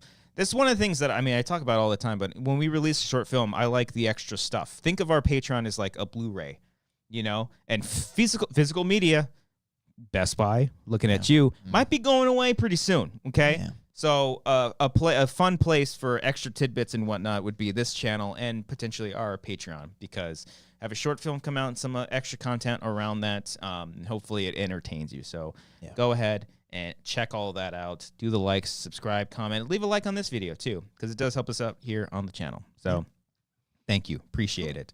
And also, if you want to send money, Streamlabs or Super Chats, definitely feel free to if you want. We've been saying this next short film is going to cost a lot. It's going to cost some money. $900 million to get a head start on it. So, yes. But if not, hitting that like video and continuing to watch our short films, that's the If what really excites me is if people watch like Scare Tag and get excited for it, I cannot wait for you to see this next one. Yeah. That's all I'll say. Yeah. It'll be like a year until you see It's it. a But wild one. just fucking wait. Just wait. So yeah. In the mean, yeah. Should we do the... Oh, let's do it. Want to do the Guys. bucket? Do the bucket? Oh, shit. I didn't think about the bucket. Oh, what were you thinking? I was thinking of the Q&A lounge, a much more easy segment to do, but no, the bucket's probably... We should do the bucket. We can do the Let's bucket. do the bucket. We can Let's do one the or two in the buckets, yeah. Guys, every now and then, we need like a scary theme song for this, like a intense, like... We'll figure this out. We also have to decorate this. I keep forgetting to bring fucking decorations. Oh, I want to, make a whole thing. Once again, guys, every week on the show, we dip into this big, scary bucket of controversial topics here. We don't know what's going to be in here. I mean, we do. I wrote the topic and put it in here. We don't know which ones we're going to pull here. I Okay, don't. Christian? I don't know what's going to be pulled. All right, I'll pull this one. Pull it You out. ready? You ready? Yeah. I'm pulling it out, buddy. How's your... Okay. Christian. Obviously not. Good. All right, go ahead. Where will Shohei Ohtani sign next year, Christian? Ooh. Where's he going to go? That's a good question. How did they do overall I'm this scared year? to talk about this. First They of had all- the exact... Sorry about that. I meant to have it land on the thing. I forgot to tell you. Oh, your dog's eating the Draco... balls. Oh, shit. I'm so sorry. No, it's okay. Oh, God. Has he choked on these topics he's before? Never, no, Oh, I God. just caught him. He literally, like, Oh, as he's chewing it. Jesus. It's Okay, very, anyway. very funny. It's okay. Where's he going to go, Christian? Where's he going to... Oh, how many Angels minutes? had... How many minutes? Just however long you think it needs to, Okay, to yeah, have we this don't need to time conversation here. What The were Angels are the worst team. Or not the worst team. They're They one definitely of the most, didn't make one it of to the the more playoffs, embarrassing though. teams. They No, definitely they didn't have not make made it. the playoffs since 2014, since they Okay. lost to the Royals. You're welcome, Nick. Okay. Dodgers made the playoffs, though? I know they lost, but they The did make Dodgers it. have made the playoffs, I think, 10 or 11 straight years. Wow. Okay. They're arguably the definition of consistent success. So you were very happy when they lost. I was so fucking thrilled. Yeah. Go Diamondbacks. I hope you won tonight against the Phillies. You probably didn't, though. The Phillies are really good. Is Taylor Swift at the game, though? No, she's not. Okay. Well, she might be. I think Travis Kelce was. Okay. TBD on that. But guys, Shouldn't he be I'm, practicing? Sorry, I'm go ahead. worried. He played on Thursday. He had well, no, it's a new week. Should be right. You're right. Anyway, guys, it's been the consensus around the league is that Shohei's not going to sign with the Angels again. Do you think he'll sign to the Dodgers? I think it makes the most sense. Just because it's He doesn't in have to California? move. Yeah. The team is really good. He's been quoted as saying he appreciated the support he got from the Dodgers fans when he played there. I think he's probably gonna sign with the Dodgers. How do you feel about that? I'm gonna be devastated. Yeah. I would rather him sign with the fucking Yankees over the Dodgers. Wow. Like, I'd be really fucking sad. Are they in the playoffs? Yankees, no. Wow, they suck. No, they were bad this year. Mm, Not as okay. bad as the Angels, though. Okay. So it's just been a rough few weeks as I'm kind of coming to an understanding here. Yeah, I get it. Going through all my stages of grief here, Denial. just Oh. accepting, Yeah, yeah, yeah. that's going to happen most likely. Listen, okay. However, Mm. if he re-signs with the Angels, it's going to be the most fucking hilarious thing ever. Yeah. I'm going to be so Has- obnoxious. Has he been talking shit on his players or the maybe not the players, That's the the organization? thing. That's the hardest thing about this. He's the most incredible baseball player in the league right now, and he's also might be the nicest human being in the world. And we've just let him down every year. Yeah. Like he's so sweet. He's so good at the game. And the other homie too, the center fielder. What's his Mike name? Trout. Mike Trout. He's the other homie. They've already wasted his career. It's been bad. He's literally like one of the best players of all yeah, time. and he's played I think 3 playoff games in his career, all in 1 year. Once again, congrats. And he's Nick. getting old now. Yeah, he's 32. He's up there, which in baseball years is up there. Yeah. Shohei's still in his 20s, I think. He's going to have a 28. great career in commentating. Yeah. No, Trout? Oh, no. Oh, is he a big dummy? He's brilliant. He's brilliant. You watch your fucking mouth. Did all the I'm just saying. Did all the teachers give him passing grades? No, you go out there and play your watch heart yourself, out. You watch yourself. Trout has just been known to not ever say anything interesting in his whole career. He's just kind of like, just trying to win, guys. Oh, Just okay. Like boring comments like that. I'll take that. Yeah. Yeah, over Bryce Harper. I mean, I've come around on Bryce Harper. I think he's gotten better. over the years. I didn't like him when he was coming up, but I think since he signed with the Phillies, I think I like him. That's probably just like, young, cocky. Yeah. He is when I didn't care, I don't know how he is now, but when I first saw him kind of coming up, I was like, that is such like the typical baseball guy that I know because I played with so many fucking at age assholes. 16, I think he was on the cover of Sports Illustrated or 17, like that. So I'm He sure was- that shit went to his head, but maybe he's more. No, I've come humble now. around on him as he's gotten a little bit older.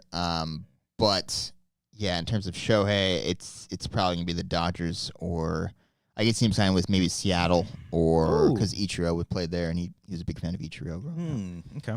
Maybe like he's Japanese. I know the too, Mets. right? Yeah, the Mets are going to be in on him, but the Mets are also a disaster right now, so I don't know. The Red Sox have been linked recently. That would also break my heart because I hate the Red Sox. Wow. I don't know. I just think it's very unlikely that he signs with the Angels, and I have to just accept this. Well, I hope for the best. But if he does, I'm gonna laugh so fucking hard. I'm just gonna laugh. Yeah, who's gonna pitch for Angels now? The same group of guys. Are they gonna try to get somebody? Underperform. They just need to fire their head honcho. They need to get rid of their owner. Are you familiar with what's been going on there? No. Oh, Christian. Bill Belichick? No, not Bill Belichick. Artie Moreno. Roger Padakian? He finally conceded that, like, hey, I'm going to sell the team. And this was like a year or two ago. Okay. And Angels fans rejoiced. Mm-hmm. They were thrilled. Yeah. They were so excited. And then about a year went by, and he's like, never mind. And they pulled a Jay Leno. And basically. And then the team sucked again, and now it's going to suck. I mean, can you really... sad. Are they... hold on a second. You think we have a major league situation on our hands here? But reversed. The major league, she wanted the team to be bad, and they played. No, you're like, no, fuck you. We're going to be good. It's because the thing with him is that he spends money, but not on the important shit. As most billionaires do. He'll spend money on a player that he knows will bring people to watch, but he won't spend it on the infrastructure that's required to run a successful organization. So, like, the minor league system, there's been articles about how terrible the Angels minor league system is. Okay. So there's no player development at all. There's no international scouting. It drives me insane how poorly run this organization is. Wow. You think you can do it better? No, I can't. Show me your script. But but yeah, just sad vibes all around the Angels. I'm sorry. Well, hey, look at it was a controversial topic. We had to talk about it. We've got to talk about it. It's in the bucket. So yeah, I'm glad you got it off your chest, though. I'm sure it pick feels. one. Yeah, I'll pick one. Ooh, yeah, this is fun. Let's pick one here. Let's see what we got. What's hey now? What's in there? This is like the thing from Harry Potter with the sword in there. Okay. Hey, we don't talk about that. What do you got? Ooh, the Logan Paul Dylan Dennis fight. What was this about? This was trending this weekend. Okay, this was trending. What happened? I'm sure. I saw the aftermath when Logan Paul won, and then he was like, whatever, and like it was a big old brawl. So tell me the background, everything. The background. I didn't watch the fight because I refused to pay for this scam. Okay. I think on certain levels it might be. Okay. But going a little further back, Logan Paul, obviously, he's kind of a controversial. He has sort of turned around his career a little bit in recent years. His fighting career. No, not even so much. He was wrestling for a bit. Well, he is still wrestling. And I heard he's actually kind of good at it. Everyone is saying he is very, very good at it. Okay. He obviously back in the day, for those who don't know, Logan Paul was infamous for going to the Japanese suicide forest and literally filming a dead body. Yeah. And YouTube just be like, yeah, we're gonna put that on the trending page. It was a whole thing. That's like way back. That was almost 10 years ago. Yeah, at this point, right? I would even say he did eventually get to a point where he sort of redeemed himself in the sense where he had a very successful podcast. He, obviously like he fought Floyd Mayweather. He got into the YouTube boxing. YouTube boxing is a whole fucking world that I think is just a sham. I really want to have a minor league YouTube boxing system where it's like channels like us. Well, it's like the small ones. What I will say, a very quick tangent, there is a YouTuber, his name is iDubbbz. He put on a very successful, or actually I think the second year didn't do nearly as good, but they did YouTube boxing for charity. And all the fighters, I don't even know if they were paid. They all literally did it for charity and whatnot. So like there is some good that went into it. Whereas like these other, like Jake Paul, Logan Paul, or I guess the KSI guy too, who he also fought. A lot of these guys, they don't fight real boxers. KSI, I mean Tommy Fury is an actual boxer. Or they'll fight like MMA people in a boxing ring or something like that. Yes. Yeah. Jake Paul recently just fought a boxer, the Tommy Fury guy. He also fought this weekend. That's like the first real boxer. But it's like they keep challenging all these like, old retired MMA guys and whatnot. And it's just like, it's fucking ridiculous. But this Logan Paul guy kind of redeemed himself. He's also just went right back into it, and he's a big crypto scam artist, like NFT or one of the two. A lot of people were when that took off. Yes, I get so it. is Dylan Dennis, actually. There's a great YouTuber. His name is CoffeeZilla. He literally calls out NFT and crypto scams. Mark Fernandez would hate this guy. Okay. And he just does all this stuff, and it's fucking fantastic work. Like, very good, like, sort of journalistic type of videos of investigating and literally interviewing these guys, making them look stupid. It's great. Check out CoffeeZilla. He's massive, and it's awesome. So Dylan Dennis, Logan Paul, the story between them is Dylan Dennis was an MMA guy. He's like Conor McGregor's boy. They're like homies or whatever. Yeah, and then the fight between them, I don't know how they came to be wanting to fight, but that's the card or whatever. Okay. And during all of this, Dylan Dennis, what he ended up doing was he used Logan Paul's new fiance as sort of the target for all of the harassment. And, you know, in boxing and fighting, there's shit talk going back and forth, you know, whatever. That's kind of like part of the game. But this dude went out of his way to essentially harass his fiance, brought her into the mix. That's not cool. Just by posting photos of her with different men, because apparently she's either been with a bunch of different men or hung out with men, or whatever the fucking case may be. Yeah, and it just got to the point where it's just like, this is absurd. This is ridiculous. And it got to the point where they filed a restraining order to prevent him from, like, oh shit. Like, it got pretty bad. It got really serious. And yeah, he just took it to a whole level. Like, look, I don't like any of these other guys, but it's like, dude, like, this is like obsessive. Like, it's pretty gross. So all that led to this fight. The Dylan Dennis guy got disqualified in the end. He literally tried taking him down, like in an MMA fight.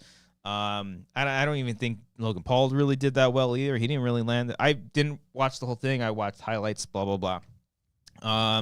And yeah, it ended up going into a whole brawl or whatever. Yeah, I saw the brawl that was wild. But. Yeah, and then this Dylan Dennis guy is still like shit talking. He's gonna like challenge the fight, whatever. At the end of the day, the reason why I don't pay for this shit is because these guys make a shit ton of money. They're both scam artists, and they probably both made a shit ton of money off of this. I don't know how well these things actually do, but that's kind of all of it in a nutshell. I appreciate the context. Yeah. I just saw the aftermath, so this is good information to know. There you go. Yeah, that's the whole gist of it. YouTube boxing, that's the way of the future now. That's the if we were to launch a lower tier YouTube boxing ring, who are we fighting?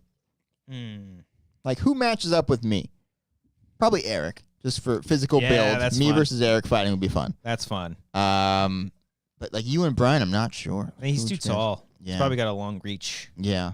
I'm a lover, not a fighter. I'll commentate on the match. Yeah. No, I wouldn't.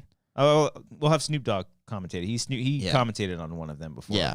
I brought that up before, but when I think it was that first Jake Paul fight or whatever, but they had Snoop Dogg on, like, what do you think of this tail of the tape? He's like, it's a really good tail of the tape. Like, it was clear he never like prep for it at all. It was just like, yeah, some good shit in there, man. Oh, Jeremy says Christian versus Ken. See, that's could be a matchup. There's a height disadvantage, though. You know what I mean? Like, I'm looking for people who are like, because you're much shorter than Ken, Christian. We love a short. We love a short king. Basically half his. We love a short king. So I'm trying to think of like an equal footing. I don't know. I would refuse. I wouldn't fight. I wouldn't fight anybody. Yeah. Hey, what the fuck? All right, I'm fighting Ken then. Laserbolt said, "Money's on Ken." All right, Ken, I'm calling you out. He's got the reach, man. He's got the the height. I'm fucking calling. He's got the high ground. This is from one grump to another. Yeah. Bring it, bitch. Yeah, like I can see you fighting maybe like a Riley or like a... Oh, I would kill Riley. You think so? Fucking call him out. Riley, you want to fight? All I got to do is just, hey, Riley, trip him.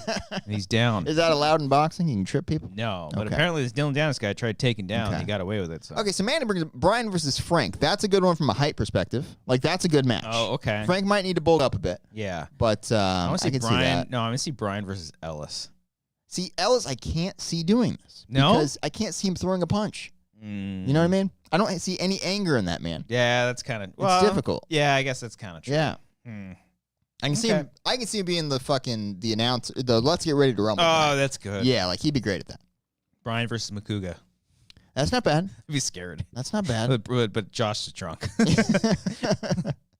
There's so many options here. We got to think about this. Okay. But anyway. Well, yeah, we'll ponder on that. Yeah, we'll come up with a card. That's the Logan Paul. This is where Schmodown should have gone. We should have just turned into actual fighting would go, you know? Yeah? Yeah. Yeah. Something to think about. Oh, there's a few names on there that... No, I'm just kidding. I'm just joking. I'm kidding. I'm a fucking human being. I'm not an animal. I don't like... Fighting is stupid. What kind of animal would you be, though? Shark. That's a mammal. But seems like you really thought about that. I love sharks. That's like your go-to. I'm a fucking... I went back and rewatched that clip. Oh, it came up on TikTok. The phones were listening to us, by the way. It's so fucking good. That's why I brought it up, because it literally came... We gonna take some questions right now? Guys, last time it was me and Christian on the show. We did a Q&A for you fine folks. But we did it a little bit differently. We did it with a little bit of style, you know. And we're going back to it now as I loaded it up. Harry Styles. Once again, great song, guys. Check it out, Taylor Swift. Guys, welcome back to another installment of the Cody and Christian Lounge. Guys, once again, if you have any questions, any of these sick cues, we'll give you some of those sick A's. Ask us anything you want. You want us to spill the fucking tea? We'll spill the fucking tea. I'll put some tea in here right now and throw it on the goddamn floor. We'll do it. Or you just ask like a question about anything in general. We'll give you those answers. Get those questions in as we vamp a little bit. Do you know about, I told you very briefly. What's that? This the Jax Films Sister Sniper Wolf situation that's happening. I'm actually not familiar with that. Oh, it's really good. What is that? You want to talk about it now? It is. I don't even know why I talked about it because it's a lot to explain. Okay. But very briefly, this Sniper Wolf woman You're intentionally starting it literally has her name is SS Sniper Wolf. Okay. We'll just call her Sniper Wolf. Okay. She has been, her content on YouTube is just trash. It's just, she's literally, this goes way back in the day from when, it reminds me of when YouTubers would do reactions and they would literally just sit there and not commentate on things. Okay. It's a little similar, but she watches TikTok videos and her content is just, oh, wow. Mm-hmm. And then the TikTok ends. She doesn't give credit to the creators or anything like that. So this Jax Film guy, he is an original YouTuber, like OG. He's been on YouTube like since the beginning, practically. Okay. He called out a lot of these reactors way back in the day for like, hey, you're stealing someone's content. This is bad. You shouldn't be doing this. So he did the same thing with her. And what he ended up doing, because her stuff was so bad, he literally created a whole new channel where he would dedicate just reacting to her shitty content, but actually making it transformative, and then also giving credit to the content creators on TikTok that she was stealing from. And so recently, this weekend, he's been doing this for months now. Like his channel he created blew up. It's funny. He does like little bingo cards of like her Sniper Wolf isms that like, oh, is she gonna do this in this video? So recently, she fucking doxed him on her Instagram by saying, hey, I'm outside of his house. Should I confront him and talk like human beings? Literally posted the front of his house on Instagram. And now she's trying to backpedal saying that this guy is like harassing her and whatnot. Yeah. That happened this weekend. Jesus Christ. Yeah, she's a fucking horrible human being. Once again, guys, that's if you the have gist. Any questions for Christian and Cody here in the Christian and Cody Lounge, be sure to get them in. Fire content this weekend. That is wild. Yeah. Look it up. It's great. Steak sauce. Question for Cody. Well, fuck me. Why haven't you checked your fantasy football trade? Steak sauce, I saw that you sent a trade. And to be honest with you, I glanced at it. Didn't exactly analyze what you were sending.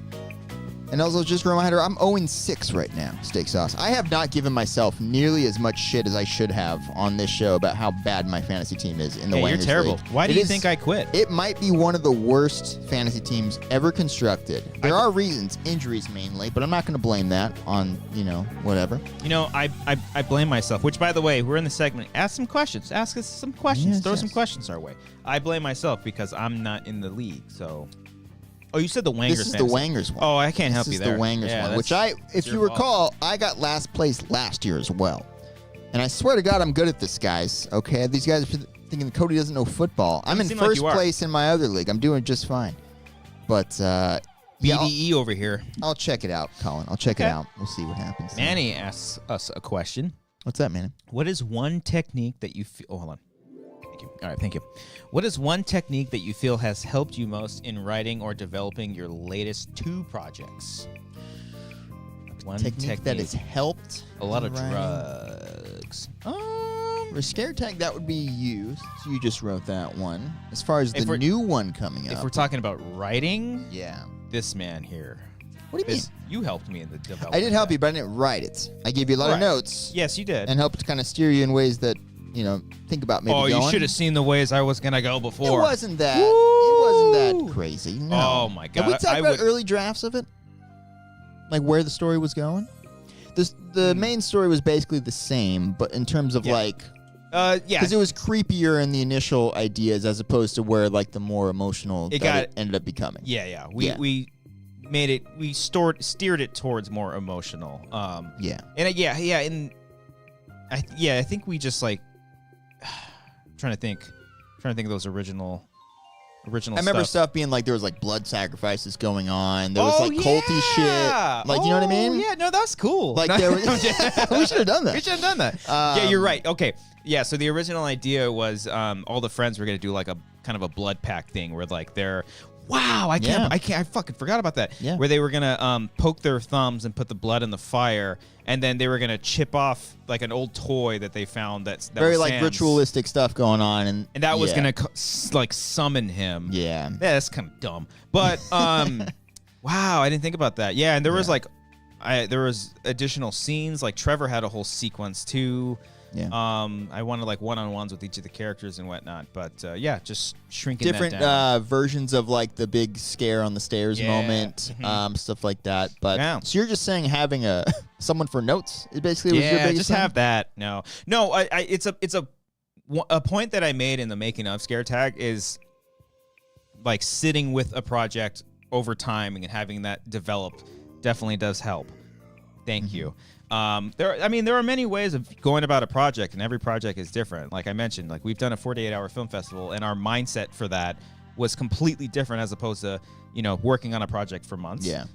So something like Scare Tag, obviously COVID happened, so we had a lot of time to think about. We weren't really doing anything, but even in between projects, like you come back to it, you pick it up, and you read something that you would spend a lot of time working on. You're like, oh, why did I fucking do it like that? I don't know, your perspective kind of just changes over time, and just like picking it back up and trying something again, it kind of helps.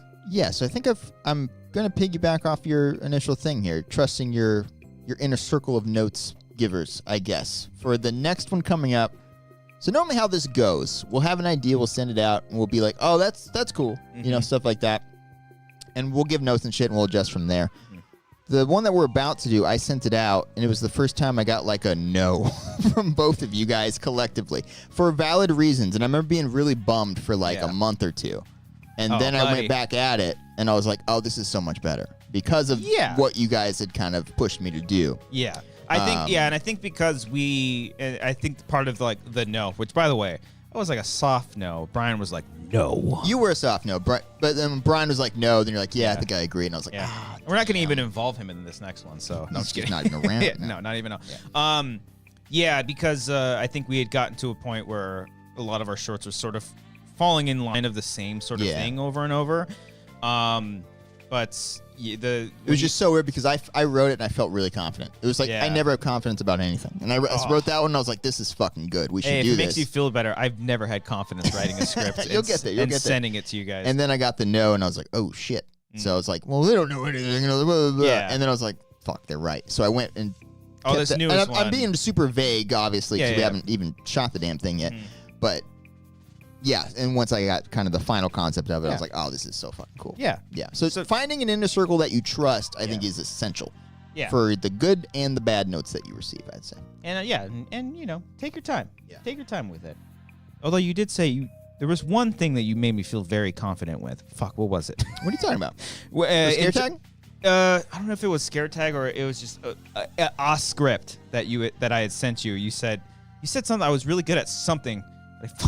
Oh, man. You're really good at emailing. What was it? I don't remember.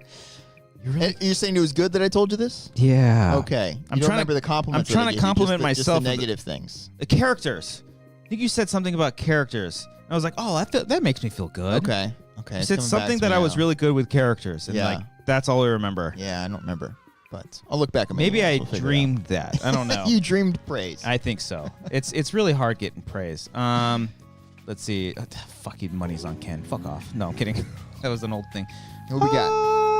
Let's see. Michael Kotzer. Favorite video games of all time? Well, Resident Evil. Duh. Of all time. Tony Hawk 4. I really loved the first Spider-Man game. Red Dead Redemption 2. Ooh, okay. Last of Us are obvious ones as well. I'm trying to think of them like when I was younger. Yeah, I'll say Resident Evil is the series that I love the most. Gears of War. I like the original Halo trilogy. There are a couple Twisted Metal games that I really loved. I gotta finish that show, by the way. Shit, that just reminds me. Okay. Yeah, stuff like that. Crash Bandicoot was a big one when I was younger. Pokemon. Oh, of course, yeah. Pokemon's an all-timer. Yeah. Shit. I love like MLB The Show, stuff like that. As far as like sports games go, MLB The Show is my fave. I'll put Assassin's Creed up there. I like a lot of the Assassin's Creeds. Turok. Yeah. Turok was one of my faves. GoldenEye. I mean, duh. Some favorites. Yeah. Mario Party 2. That was a big one. Ooh, I like the original Mario Party. Yeah. Okay. Yeah, but I remember growing up the box set, or just the box of Mario Party. I always thought it was Mario Party 4, just because the die you hit has a 4 on there. Okay. So I always like, oh, this is Mario Party 4, but it's not. No. Idiot. OG. Pokemon Snap. Oh, yeah, Pokemon Snap. Fucking fantastic. Yeah. Frantic Rage. Hey, Frantic Rage. Better franchise, Friday the 13th or Nightmare on Elm Street? Ooh. Nightmare, probs. Yes. I will say in terms of I'm trying to think of the word of because like, okay, Friday the 13th, it may be a little bit more entertaining because a lot of it's trash. You're talking about like substance? Substance, thank you. You're welcome. Thank you. Nightmare has more substance because they have a lot more to play with. Sure. They have a lot more fun. Granted, they both come from both of those franchises come from how can we make a movie very quickly and make a lot of money? That's a lot of the mindset. But with the Nightmare films, they came out with a lot more fun and creative stuff around Freddy, and obviously they work with Dreamworld so they can do more creative stuff. Whereas Friday the 13th franchise, someone posted in the Discord in the general like ranking, and I like ranked my top 5s and stuff. Those are like only the good ones. 6, 4, 2, Freddy vs. Jason, and I put Jason X on. I still maintain Jason X is my favorite. See, okay, that's my favorite. But I totally understand that. It's not good, but it's fun and entertaining. There's a whole chunk of the Friday movies. It would be like part 5, 7, 8, and 9 are just bad. They're just terrible. Like Friday 5, Jason's not even in it. When he goes to Manhattan, he doesn't go to Manhattan. He's literally on a boat for the movie, and then he goes to Canada for 10 minutes. Right. There's some bad in there, but again, you go to those movies and you just watch kids die. Yeah. You know, like if we were to make a Friday the 13th movie, like you can go either way. You can just do a movie where kids are just getting killed, or you just go fucking bananas with it. I would love the Friday the 13th movie where the first hour is just you getting to know all these kids, and they're great characters. Like they're lovely. You just want to be around them, and then you just kill them in the last 30 minutes. You just fucking kill them all. I think that would be pretty funny. Okay. All right. God, I got to catch up on some of those too. Yeah. I don't know what that is. There is a train that diverges into 2 tracks. On one side is Brian and Eric. On the other is Ellis and Ken. Which track are you sending the train on? Oh, that is hard. Ugh. Oh, man. I'll say Ellis and Ken. I don't know. I love both vibes. I think both vibes are very different. Shit. You know what? No, I take that back. No, you've said it. This train is moving. This train is moving. I'd put you and me on the track and sacrifice ourselves. Now ask yourself, would Brian do that for us? No, he would not. He's not partying with Eric. No, yeah. Yeah, that's a tough one. I'm not answering that, even though I did. Shit. Herman Puebla. Electrocution or shark? Oh, that's a great question. I'm going shark. That's my boy. Yeah. Which one's quicker? Electrocution, probably. Yeah, I'm going electrocution. That's probably unless the shark bites your head off. Sure. We'll see. Okay. Jeremy Miller. In honor of Halloween coming up soon, do you have a hot take about candy? About candy? Nothing that hasn't been said. You know, like I don't like candy corn. I don't like Almond Joy. You don't? I don't. Yeah, I don't care for it either. I don't like almonds. I think chocolate. Oh, I got one. I think chocolate is kind of lame. With Kit Kat, eat it however the hell you want to. I don't care if you break it off or if you just bite it all 4 pieces at once. I don't give a shit. It's a great candy. Their slogan is literally break me off a piece of that Kit Kat bar. No, buy it however you want. Mm-hmm. Okay, Manny has another brainer for us. Oh, God. You get turned into a breakfast food. Would you rather be something it is enjoyed by all and you get eaten earlier, or something that is ignored, but because of that you live longer? Wow. I feel like the latter part of that question is how I feel every day. Is this a metaphor for life in general? I know, like right? you burn out fast or like live a long and miserable life? Do you want to be a Kurt Cobain and end it early, or do you want to be a... Who's a miserable person? Let's think about this. Diane Feinstein? Like, just live a long, miserable life? I don't think it doesn't have to be miserable, I guess. I think I'm going to go the long... How much longer is the longer? Yeah, that's like the vampire guess by going by scale here, if you're... Yeah, I'll be the one that survives longer. Okay. I'll appreciate life a bit, you know? Yeah. All right. If you could do a collection of movies like the Universal box sets, what would be 5 movies you pick? Like the Cody collection? The Cody collection? The Cody collection. What's that? He's saying, like, what movies would you put in your own personal box set, I think is what he's saying. Oh, I think, see. Right? So what's the Cody collection? I'm thinking about it. Like Cody Banks? Or no, please, buddy. Stop it. Like your own personal 5 movies? Yeah, so like Collateral, Jurassic Park, Ex Machina. Okay. Yeah, it would be Jurassic Park, The Thing, Day of the Dead, Dumb and Dumber. Ooh, oh, yeah, Anchorman, I'm probably throwing mine. I was just thinking about Dumb and Dumber the other day. That's one of the smartest it's so fucking great comedy movies of all time. So good. Is that what got stuck in my head? It's such a stupid line, but it's also fucking smart. Is when Harry and Lloyd are talking about their past relationships, and Harry's talking about the girl, Rita Felcher. Yeah. And he says, she wrote me a John Deere letter. It's so fucking good. That's one of the smartest lines in movie history. That's so good. John Deere letter. They do shit like that all the time where they just like, they switch things up. So, Dumb and Dumber is definitely making it.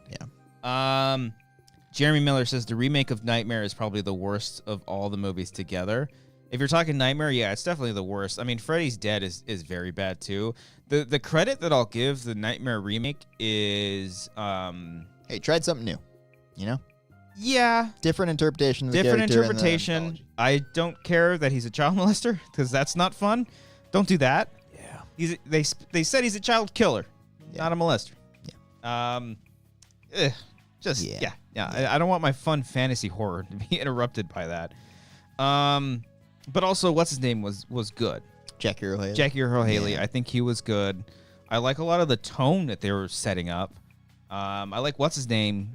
He played. He's been in horror movies recently. Guy played. Was his name Quentin in the movie? I think I remember that. He was in Scream 5. He was in Smile. He's been in a bunch of stuff recently.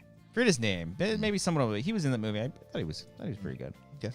But also out of all the remakes, Texas Chainsaw is the fucking best one. That's my favorite Texas Chainsaw. And it's the first remake of the bunch. It's pretty good. I love that movie. Pretty good.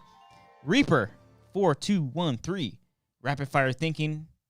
What are your 4 favorite movies? Oh, I think I did that with the box set. We'll have a quick sentence explaining why. Okay. Jurassic Park's just incredible. I watched it all the time as a kid and love it. Best Spielberg movie ever.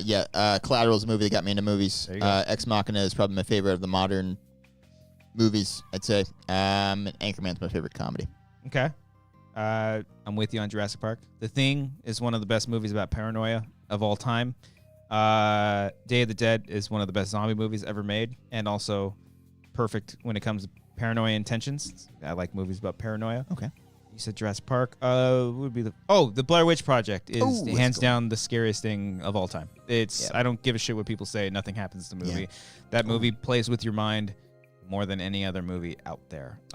Her is another one that I wanted to add to my list. Also one of the scariest movies of all time. Her, it's terrifying. Mm-hmm. Her is what is some of the most emotion I've ever gotten out of a movie. That really hit me. Yeah. So that's one. Okay. Yeah. I saw, quick tangent on the Blair Witch Project. I saw someone talking about one of the theories. Another theory that I had never heard before was the I guess it's kind of known, but the original movie being the time distortion stuff that they played with in the Blair Witch sequel. That the reason why they never find their car and they get lost in the woods is because they time warped to the time of the killer. What's his name? Oh God! The guy who has a house. Yes, Rustin Parr. Yes, Rustin Parr. Yes. That the witch travels them to that time, and the house is there because that's at the time when his house was there. And then they find in one of the documentaries they find the footage and stuff buried like literally under the foundation of the house, and so that's pretty cool. Yeah, but that's again the point of that movie is that there is no answer. It could be literally any of that. So the fact that someone came up or thought of that is just awesome. Yeah. Kyle Gallner, that's the guy. That's right. There we go. Yeah. Blink-182 or Green Day, Cody? We already know. Frantic Rage. Blink-182. Yeah. Oh, they love Green Day. Love Green Day. Did Green Day just come out with new music too? They were like posting some stuff recently, but I wasn't listening. I know they're at Where We're Young, as well as Blink. But you gonna be there? Can you go check that out? You gonna catch the breeze over to Vegas? I was talking to Eric about that this weekend. You gonna wind up and go over there? Listen, I'm not one of these guys that would openly tweet about my horrible airline experience or my direct TV is down. Yeah. I'm not one of these guys. I think I deserve like some sort of like free trip to when we were young. Yeah. Like a Make-A-Wish for me. Because what I went through more so than everybody else, I deserve a free trip to Vegas for all of this. Yeah. So I hate how funny I find it because it's a horrible situation. Oh, it's hilarious. It's one of the funniest things that's ever happened in my life. I've never been so confident about a festival. So excited. Especially for all the doubters out there. Yeah. You were defending it more than anybody. I was defending it so hard. Yeah. Which is why I deserve a free trip out there. Yeah. Just saying. Yeah. Think about it. I worked my... I'm not going to say it. Mm-hmm. No, I'm not going to say it. Yeah. Bradley Pooper, if you had one superpower, would you choose flying or speed powers? I'd probably say speed. Speed would be more efficient. Yeah. Although I'd be afraid of... I'm afraid of heights. Accidentally running into people and obliterating them as they explode in the Maybe boys. You get away with it. I'd probably go flying. As if that's the problem. Yeah, I'd probably go flying. Okay. More fun. Bradley Pooper, take your pick. Bill Pullman or Bill Paxton? Paxton, baby. Bill Paxton. Yeah, Bill Paxton all day. Paxton there. Dermot, he goes on. Dermot Mulroney or Dylan McDermott? I'm going Mulroney. Which one's Mulroney? Yeah. From, oh shit, which one was in Scream 6? I got it mixed up now. I think it's Mulroney. Dylan McDermott is he the 13 Reasons Why kid? No. No, this is like, these are middle-aged dudes. Dylan McDermott, that one sounds more familiar. Let me pull up a side-by-side. Hold on. I was thinking Scream. I was like, one of these guys is... I think Dermot is in Scream 6. Oh, Mulroney is in Scream 6, I think. And then Dylan McDermott is he American Horror Story? No. Yeah. Oh, okay. Yeah. Yeah. I'll go Mulroney just because of his performance in Scream 6. Okay. Everybody's gotta die! I gotta rewatch that movie, but he might... Spoilers? Sure. He might be my favorite Ghostface, like, fucking ever. Really? Not ever, no. Mickey's my number one. Sure. But he's up there. He's one of the more brutal ones, and then his reveal, like, he goes so fucking far. Yeah. His performance goes so 180. Yeah. It's great. Wow. Yeah. Good job. And then finally, Chris Pine or Chris Pratt? Pine, I would assume. Yeah. Yeah, I might go Pine. I do like too. Chris Pratt's work, though. I think both of them are very, very good. When they both like do like dramatic performances, they're both very good. Very, very good. Chris Pine is actually really good in Don't Worry, Darling. He's good in that movie. Very, very good in that movie. And this is a very random movie, but I only watched it because I did a Blu-ray review for Schmoes. The Finest Hours, that Disney joint. The boat movie? Yes. Okay. It's a really good movie, and he's fantastic. He's really good in a very small role. The Joe Carnahan movie, I think it's called Stretch. He's really good. Patrick Wilson's in it. It's good. Oh, I love Patrick Wilson. I love Patrick. Yeah. Lakeview Terrace? Yeah, we love Yeah, we love Patrick I fucking Wilson. love We that. love Patrick Wilson here Hell at the yeah. Wanger Show. Big Come fan. on. Come on the show. Yeah. Patty. Okay, when are we betting part 2 of the OC commentary? We got to do more. We got to do the finale. That was we should do the finale of the show. We did the pilot. Are we talking about that? Like doing like Eric doing does that all the time. And he's talking about doing that, the pilot. but Oh, yeah, that's right. Yeah. Okay. But yeah, we'll think about it. Jeremy Miller says, Cody, if you got offered a contract, would you rather play for the Bucks or the Angels? Oh, Angels. It's way less violent, and I can just chill. Yeah, you could be a future Yeah. Pat McAfee. What? I don't know. He played for the Bucks. Yeah, but I said the Angels. no, but I'm saying You saying you want me like, to be a kicker? Yeah. Are you going to be a lineman? I don't want to get tackled. Yeah. I don't know, man. Okay. All right. Well, I don't because know, you're funny. Baseball seems more my vibe, where it's just kind Yeah. of chill. You know, Yeah, that's true. That's driving me. Space Wolf Lounge, would you rather be the main character in a Die Hard or Kill Bill? Die Hard, because Die Kill Bill, Hard. that's like tragic. Yeah. She got her whole life ruined. Yeah. She got her kid in the end, sure, but still, she had to kill Bill on the way. You know what I mean? Yeah. Whereas Die Hard, listen, John McClane, he's just an everyday man. That's what's so great about Die Hard is that John McClane is just an everyday man. He's an everyday man. He's not a superhero. Which not a lot of people talk about. Nobody talks about He's just that. your ordinary guy. He's just your ordinary Right? guy. He's got no shoes. He's not a superhero. No. He's just an everyday man. Why don't we see that more in movies? We That's should why talk he about works. that more. No one ever says that. Hermaine says, make a Wanger. That's good. For the when we were That's young. good. That's great. That's good. Yeah. Let's see, Manny. Are rats and alligators cute? I think a little baby alligator's kind of cute. Yeah, they are. Yeah. They're It's like, oh, you just bite my little shoulder. They're Oh, fucking adorable. They're Yeah. adorable. Yeah. Okay. Right answer. Oh, Chris Evans, Frantic Rage says is the right answer. I like Chris Evans too. Yeah. Reaper, do you guys have any movie or music related hot takes or unpopular opinions? Feel free to plead the fifth. I'm sure I do. Movie or music related. There's a lot of music that's very popular that I just don't get. That That I've tried to listen to. and it's genre wise not or just for me. bands like or artists? Mostly genre. I think it's just me being a, I had my time with music.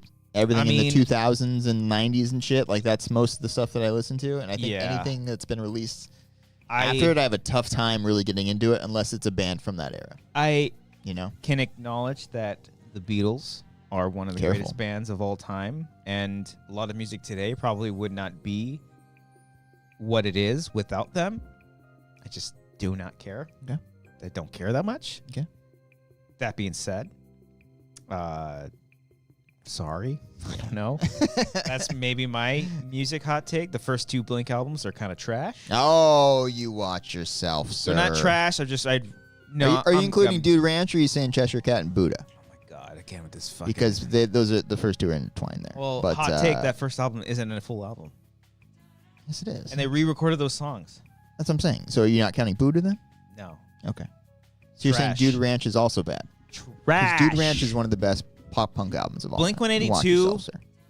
Okay, you know what? If people keep fucking telling me Blink-182 is not with Matt Skiba, then I'm gonna say Blink-182 is not Blink-182 unless Travis is in the band. Okay? Boom. I said it. So you're excluding Scott? Scott's not Blink-182. Okay. Fair. Oh, okay. I mean, that's pretty popular opinion, okay. I'd say. Damn it! Yeah, I thought it was like a cool you thing get to there. say. And then music-wise, I don't really know. Movie-wise, you mean? I thought that's not what I said. Is it music-wise? You just went into music, and then you said, yeah. I'm drunk. Movie-wise, I'm not sure. I think music, I have trouble keeping up with what's good today. That's kind of my thing. Yeah. Movie-wise, like I don't know. I don't know. Like Citizen Kane, it's fine. Yeah, careful. It's a good movie, obviously. Careful. Yeah. I like seeing what's his face fucking trash the room. That's cool. Okay. You like Mank more? You like Mank more than you like Citizen Kane? I fucking liked Mank a lot. Yeah. It takes a while to get into, but when it picks up, the movie's pretty good. I don't know what. Do I have any hot takes about movies? know. You don't know. You know me. I know you. I don't know. You hate blaxploitation movies. Like, I'm just kidding. I'm just kidding. Speaking of Jackie Brown's my favorite Tarantino movie, that's probably a hot take. I've seen people say that. I don't know if it's his best, obviously, but I said Jason X was my favorite Friday the 13th movie. That's pretty hot take. That's pretty hot take. It's a pretty hot take. Yeah. I would say most people probably think. You would think most people would think Pulp Fiction is his best, but Inglourious Bastards is probably up pretty there. Good. Yeah. Maybe it's recency bias in the past decade. Recency bias of 14 years that's just great. Is there a time limit on recency bias? I mean, I think over a decade is probably okay. Right, I guess relative to whatever overall time frame you're looking at. Yeah, I guess whatever. All right, fine. But, yeah, fine. Yeah. Trying to think what else. Close Encounters is I'm not a huge fan of. I'm not huge on. Okay. I think it's incredibly selfish what Richard Dreyfuss does to his family in that movie. Yeah, I think that's also the point. You know, a little bit. Yeah, but don't do that. Yeah. Sure. Okay. All right. I think The Last Jedi is a great film. I do think. Yeah, I'm with you. And it's one of my favorite Star Wars Yeah. movies. Yeah. Even though I fundamentally disagree with his character. Let's see. We got a couple more in here. Couple more, then we'll call it. All right. We got favorite season of the year, fall, hands down. I think I'm a winter boy. Ooh, I like wearing sweaters. I'm like the anti-Eric in that way. Too. But you like fall, cold, like I associate, like it's fucking hot right now. It's October, it's fall, true. and it's fucking hot outside. It was 90 degrees today. Okay. Like, all right. no. All right, fine. I like sweaters. Jeremy asks, this is for you, Cody. Best metal vocalist of all time. Oh, that's a great question. Well, you got, this also, of course. What kind of metal are you talking about, though? Is it crazy to say James Hetfield? No, he's a fantastic. Yeah, Okay. no, I would say one of the best vocalists of all time. But that's what I'm saying, because it's like, are you going to put up Metallica next to the Black Dahlia murder? You know what I mean? Of course, and we all know the singer of the Black Dahlia murder. Well, he don't need tragically to took say his no. life a couple years ago. But Did not know that. I feel bad. I know you didn't know that. I was setting that up. I'm Yeah, sorry. You were an asshole. Yes, That's what's going I on. am. No, I'm kidding. Yeah. But Trevor Stroud, one of the best fucking vocalists of all time. Great lyricist too. Just intentionally, like he was aware like how metal was kind of just can be. He just wrote the most demonic, monstrous stuff ever, and it was awesome. Okay. Just fucking awesome. So how dare? No, I'm kidding. Do you have like a Power 5 rankings of your favorite metal vocalist? Again, Give him Mount Rushmore? what kind of metal are we talking This is about? Christian's list here. Your favorite across all of the types of metal. So you got M Shadows on there? No, No, not even top 5. well, he is. You're not fantastic. counting metal. You're not counting. No, he is. Okay, Okay, well, I have to think. Okay, so get to it, buddy. Live show. okay, Brian Johnson, AC/DC. Okay. In case you didn't. For a second, I thought it was a guy from the Beach Boys, and I was like, No. wow. Well, yeah, like I think I you was like, have. it's Brian I know. Well, fuck. Hold on. AC/DC's not really metal though. They're rock. I'll count it. Okay, the I'll count it. lead singer of Iron Maiden. That counts. I'm blanking on his name. Okay. I don't know his name either. Judas Priest. Okay. Somebody put his name in there. God damn it! How do I not know his name either? Ozzy. Oh, yeah. Talk about Rob Halford for Judas Priest. Yes. Thank you. Wonderful, wonderful human being. Never met him. Fucking love the guy. Haven't met him once. Is that 4? Sure. We can call it that. Can't think of anything. I go back and forth. I mean, Metallica, Pantera. What else is there? Oh, Megadeth. Megadeth's okay. Slipknot. Cortez. I mean, Corey I mean, I'm thinking of like Mount Rushmore. Sure. You know, like the greats, because obviously Corey Taylor's great. The guy from Pantera, he's great too. He's had some trouble stuff in the past, but Okay. I think he's Okay. better now. Fair enough. James Hetfield is great. You fucking stumped me on this, man. I'm like, because I'm thinking of like Surge. I'm thinking of Darren. Yeah. Like these guys are like, God. But I'll even throw Zach from Rage Against the Machine in there. yeah. Yeah. I mean, again, it's As far metal. as like distinct metal voices, that's up there, man. That's not metal though. I count it. Rage. I'm a metal enthusiast. I count this. Fucking Anthony Kiedis too. Throw him in there. He's a fucking fantastic vocalist in general. It's very hard. Yeah. Bruce Dickinson, thank you. Because there was 2 singers. There was an original singer for Iron Maiden, and Bruce Dickinson is the second one. Ooh, Randy Blythe of Lamb of God. Ooh. That's fucking really good. But again, that's a different kind of metal. Different kind of metal. But Hatebreed, is that like a big one? Hatebreed? Yeah, Jimmy. Okay.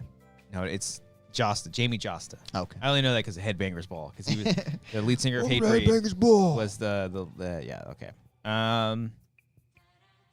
Ooh, we got some hot takes in this chat right here. Elena says Sum 41 is better than Blink-182. Oh, okay. That's just unnecessary. Ooh, Bradley Pooper says Newfound Glory is better than Sum 41. Sum 41 is better than Blink-182. What are we doing here, guys? Wow. All these bands I love, but what are we doing here? Why are we going to be ranking things? Reaper 41824213 says John Mayer is better than Sum and John, Blank. but what are you doing? John Mayer is a good example of one that I just can't get into. Like, the music is just not. Oh, Laserbolt brings up Tool. You hate Tool. I hate Tool. Yeah. Yeah. That's a vocalist. That's a voice I just can't listen to. Laserbolt also says, fun fact, I went to school with Maynard. Oh, that's pretty fucking cool. God damn. Yeah. Shit. Tool is just like a headache for me just to listen to. Yeah. All right. Take it easy. I'm not even like a huge fan. I can keep going. I only know a few songs, but I kind of like them. Yeah. All right. There we go. Is that it for the Q&A? I think that's it for the Q&A. I didn't see any Streamlabs. I could be incorrect, but do have one super chat I want to call out real quick, and I might have to go to the bathroom. Leave you for a second. I'm sorry? You a little choked up just thinking about it? I had a burp. No, okay? I don't fucking cry. I do have to go to the bathroom very quickly. Okay. So I might leave you for a second. Okay. But Brian Garcia sent in a super chat. Thank you, Brian. Appreciate you. Ola Wangers, I've got When We Were Young this weekend on day 2 with the girlfriend. Any tips for first-time festival goers? Cheers and wing on. Wow. Since you can't go answer this question, why don't you go now? No, I can. You've been to festivals I've before. been to festivals I before. get it. I'm just, don't overwhelm yourself. Try not to see everything. Pick the most important ones that you want. The schedule, I believe they just released it for this weekend. So find the bands that you want to see the most. And, yeah, just work out your schedule. Because I remember what's that? For last year's When We Were Young, when we literally had our schedule, and I literally highlighted everything that I was aiming to see. I remember telling Amber, I was like, we'll go here at this time, we'll here. I was like, oh, we have a nice break here. That's when we'll go for lunch. As you were doing this, did you have any, thought in the back of your mind, no, in case it doesn't work out? Nope. We'll just hang out in Vegas? I was literally this is going to happen. That's like how I live my life, assuming that nothing is going to go well. So be like, hey, you know what? If it works, awesome. If not, I knew this was going to happen. It's not a good way to live. No, but it's tough, yeah. Sorry about that. Try not to go in with that mindset, but also check the weather. Make sure there's no wind. Yeah, check that weather. Oh, yeah, Manny says it's on video. That's right. I did. Yeah, you did the whole thing. I did a whole thing. You were prepping your whole rundown there. Sorry, buddy. So that's my advice for you. And wear some comfortable shoes. Yeah. You want to go pee? Yeah. I'm gonna go pee it off. Pee and cry. Pee it off. Pee it off. Yeah. Pee it off. It's Taylor Swift. Come on. Pee it off. Don't shake it off. I believe it was Good Charlotte who said, shake it once, that's fine. Shake it twice, that's okay. But shake it 3 times, you're playing with yourself. How do I transition out of that? Hey, guys. Welcome back to the Cody's Corner here. I'm just sitting here trying to filibuster and fill time. I'm looking over here. I got to say, I like the strawberry lime Truly as opposed to the cherry Truly that I had here. I'm not crazy about the hard seltzers, but it was a thing that, we tried out here. We enjoyed. It was okay. I'd say I give it overall 6.5 out of 10, maybe a 7 out of 10. I don't know, man. I don't know. Another good festival tip, guys, look for where the water is. A lot of festivals have free water stations, so if you have an empty bottle, you can continuously fill that up. Speaking of water and hydrating, know where the bathrooms are. Know when it's a good time to go. It wasn't a festival, but for a good example, when I went and saw Simple Plan and Sum 41 at the same show, Simple Plan was closing. So I think they closed with Perfect, but I knew that this was their last song, so I left, and I've seen them play it live before, so it was fine. So I left and went to the bathroom when there was no line, and I got out of there as they were ending, as opposed to waiting until they ended in intermission, and there was a fucking long-ass line. So know the best time to go to the bathroom. Think about that, guys. Those are most of my festival tips. I would say maybe go in with the understanding that you're only going to see maybe 3 or 4 bands, maybe, if you're going to a festival. That's not true. I'd say brace for that as a minimum. I'd say see as many. Everything I said, I contradict okay. right now. I'm about to say, I feel like you agreed with what I just said. Yeah, no, I mean, it depends. Because, I mean, this is a festival on a whole other level, really. But yeah, I mean, I've been to festivals before where I've seen like 8 or 9 bands. Okay. It's an all-day thing. Okay. Yeah. Trying to think. Warped Tour? When I went to FYF. This was about 10 years ago. 9 years ago. Fuck your friend? I don't know what it stood for, actually. I think I saw like 4 or 5 bands. Yeah. I'm trying to think here. Because you got to think, too, like, their sets, most of the sets are 30 minutes long. They're not that long. It's not a crazy set list for any of them. Yeah. You know who's really great live? Against Me. Oh. Fucking love Against Me. They're one of my favorite bands this year, too. I love Against Me. I didn't care for the lineup this year either. For when we were young? It was more pop punk focused. I loved it. Sure. I think it's better than last year. But I just like this more than like... Because like last year's like went into like the Screamo territory. But I think this overall would fit more my vibe. Well, again, would love to go. Love to go one day. But here I am. Not doing things. You think Blink will go on tour again with the new album? I'd imagine they'll do... Yeah, they'll do some more shows. They're wrapping up their tour right now. They're barely wrapping it up? Yeah, they're wrapping up the Europe leg, and then they're doing When You Were Young this weekend. I think they're done almost after that. Yeah. Okay. Want to say. Have they been playing their new songs live? They played Dance With Me recently, and then they did One More Time, I think. I think those are the two. Does that come out this week? Yeah, same day as Spider-Man. I think, yeah. Yeah. That's what I'm saying. Like, next week is a bad week to take off. If we have to take it off, but I think we kind of might have to. We'll see. We should. Yeah. No, we should. Trying to think. What kind of video could you? Yeah, I want to do something. Just react to the whole thing live. Just do a whole video where you react to it. That's hot these days, man. Yeah. I know they released another song this past Friday, huh? Yeah, they released "Fell in Love." Not my favorite of the bunch, but I didn't listen to it's it. fine. It's okay. Okay.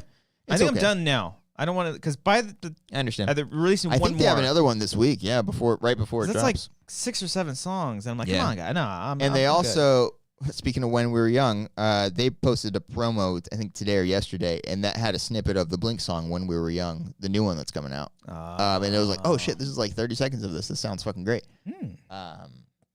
Yeah, exciting week. I want to see that full interview. I hope they have that full interview. That comes this week as well. It's the full interview. Yeah, I think so. Oh, fuck yeah. I think that's like a day before the album. Yeah. Okay. Yeah. It's an exciting time to be a fan of Cody things. To say Spider-Man. We're going to have to get you to rank the Blink stuff. Would love to. Okay. I can rank every Blink song if I want to. I've done the tier list before, but maybe I'll do like a comprehensive like ranking of it. Okay. Hey. Yeah, we'll see. Coming at you. Yeah. All right. There we go, folks. Yeah. Manny says, Christian, that could be a stream. Spidey playthrough. It's going to be very... I wouldn't want to do that. It's hard for me to do video game playthroughs. The first time playing it. Yeah. Right? That's my thing with it. I know. Yeah. Anyway. But yeah, someone did ask for thoughts on Death. We'll get to that before. I mean, we're 2 hours and 16 minutes into the show. I'm sorry. Yeah, I don't know if we can really get to that. A couple people were asking for that. Gotta remember to lead off with it. That's on me. That's my fault. Yeah. Well, hey. Sorry. We're going to wrap up this show by giving Patreon shout-outs to all the wonderful patrons who support this channel, $15 and up. Like I said, $50 and up. If you want to get your name shouted out here on this show, check out the Patreon, patreon.com/Wangers. The most exclusive thing right now is the Scare Tech commentary that is currently there now. Patreon just recently changed up their app, their website, whole spiel. Yeah. It's actually visual redesign. It's actually very, very nice. They have a nice playlist system there. You can go ahead and find our stuff a lot easier. I still need to work through the back catalog and stuff, but we are selling our commentaries just solo. So if you ever just want to take a look at our commentaries and purchase them, a good portion of them is available. I have to literally go back and manually upload a lot of these things, so I've been slowly doing that over time. But eventually, all of our commentaries will be available just for purchase. So, and those are definitely good to binge. As we're talking about like binging this show. Yeah, but like commentaries are timeless. You can watch those anytime. Yeah. So, in fact, some people on our Discord have talked about revisiting a lot of those. So if you want to support the channel here, we have a bunch of commentaries, like over 200 commentaries. Yeah, something like that. We have a lot of stuff on there. So check it out. But if not, hitting a like on this video is probably the most important thing you can do. Commenting. We've seen the analytics, and a lot of people who watch the show aren't subscribed. So please subscribe to this channel. And were you one of the dozens of people, dozens, that checked out this show for the first time because of our short film? Yes. So please. And are you confused? I hope you are. Yeah. That's the point. But don't leave. Just That's stay the here. point. Stay here. Yeah, stay. Stay here. Yeah. Stay as long as you can. Get us to 6,000 subscribers. If we get to 6,000 subscribers to the end of the year, We Cody, can do that. Tell 98 of your friends. you know what Cody will do? What's that? He'll do something. I might. Maybe. People were asking us to bring Wanger's drive-thru. They really like that. It'd be great if we didn't live 40 minutes away from each other, but I would fucking love to. Yeah. Yeah. Hey, you never know. Get us 6,000 Maybe I'll subscribers. do a Cody commute. Put a camera on me as I'm driving over here. It's not a bad idea. That's pretty Think good. about it. Yeah. I can help you with that too. Yeah, we'll figure it out. All right, we'll figure it out. Yeah. I've been wanting to do a solo stream just for the patrons too. I've been trying to get that going for a while now too. So that'll probably some extra stuff will be coming your way. Anyways, $15 and up Patreon pledgers. Followed by sound up. Go ahead, soundbite. Ready for Cody? I'm ready. Aaron Willie. Alec Rumler Young. Alexis Lopez. Arcadio Castellanos. I am thrilled to be sitting alongside my co-moderators, Fox News Channel Dana Perino and Ilya Calderon, Univision. Good evening. Billy Storley. Oh, did I step on your mustache? Did I step on the mustache? Where is it? Oh, it is on my shoe. Grab it, Cody. Grab it, Cody. Woo! Bobby Mitchell. We're going to call you Donald Duck. Yes. Brian Arsenal. Because we're always sad, but we also can be happy a couple times too. So if you're sad and happy, hey, live in the moment, live in the now, love yourself, love everyone around you. That's all I can say. I don't know what I'm saying, but I'm saying it anyways. Brian D. Hey, baby. Hey, baby. Oh, I love you, baby. Chris Jones. I got hobbit feet. Cindy Perez. Hey, Cindy. I missed it. Shout out to all the moms. Connor Kennedy. I wanted to fucking blow that thing so much. Elena Marie 10. You wanted to blow that? FS1138. It's a bad idea, right? Harley Payne. Let me tell you something about Wes fucking Anderson. Yeah. You leave that man alone. He's got a unique style that he brings to the films to tell a heartwarming story. You let him do it. James Lavario. Oh, damn it. Let me play the Yeah. hold on. You let him do it. Fucker. Do you have the other one? Okay. James Lavario. You got fucking words? Sorry, that froze up. I'm better. Yeah. James You got Lavario. fucking words? John Noto. Let's fucking go!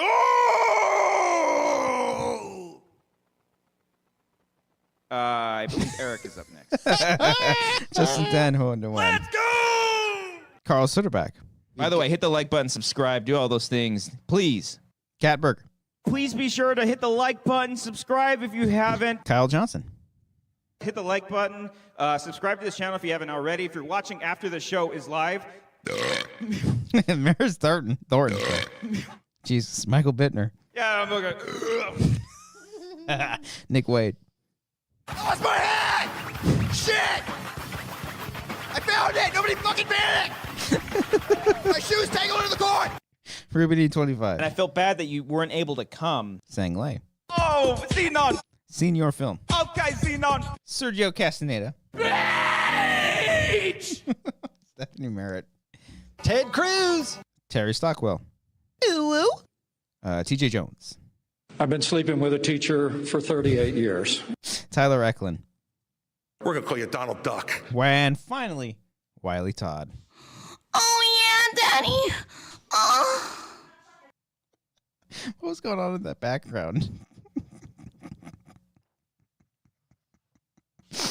Oh, yeah, Daddy.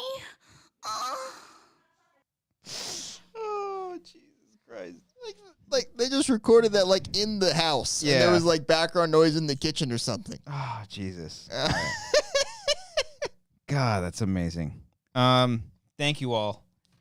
Whew. We appreciate every single one of you. Please, once again, hit the like button. Subscribe to this channel if you're brand new. Continue telling your friends and family all about this here channel. By the way, hit the like button, subscribe, do all those things. Thank you. Please.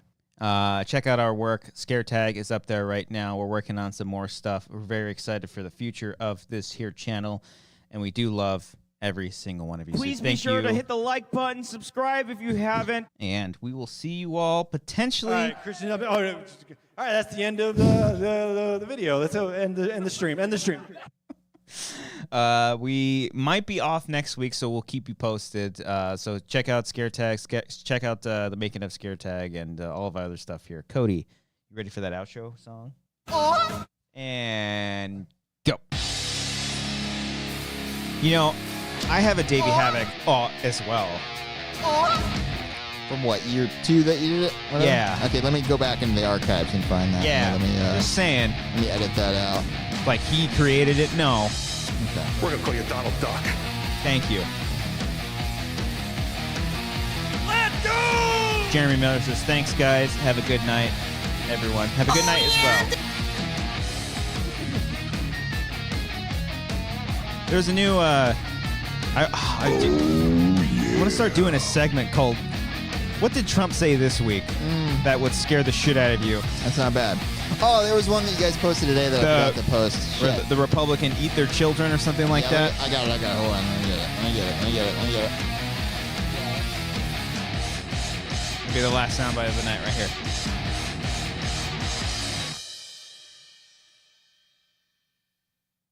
They eat their young. Terrible statement, but Republicans eat their young. They really do. They eat their young. Terrible statement, but it's true.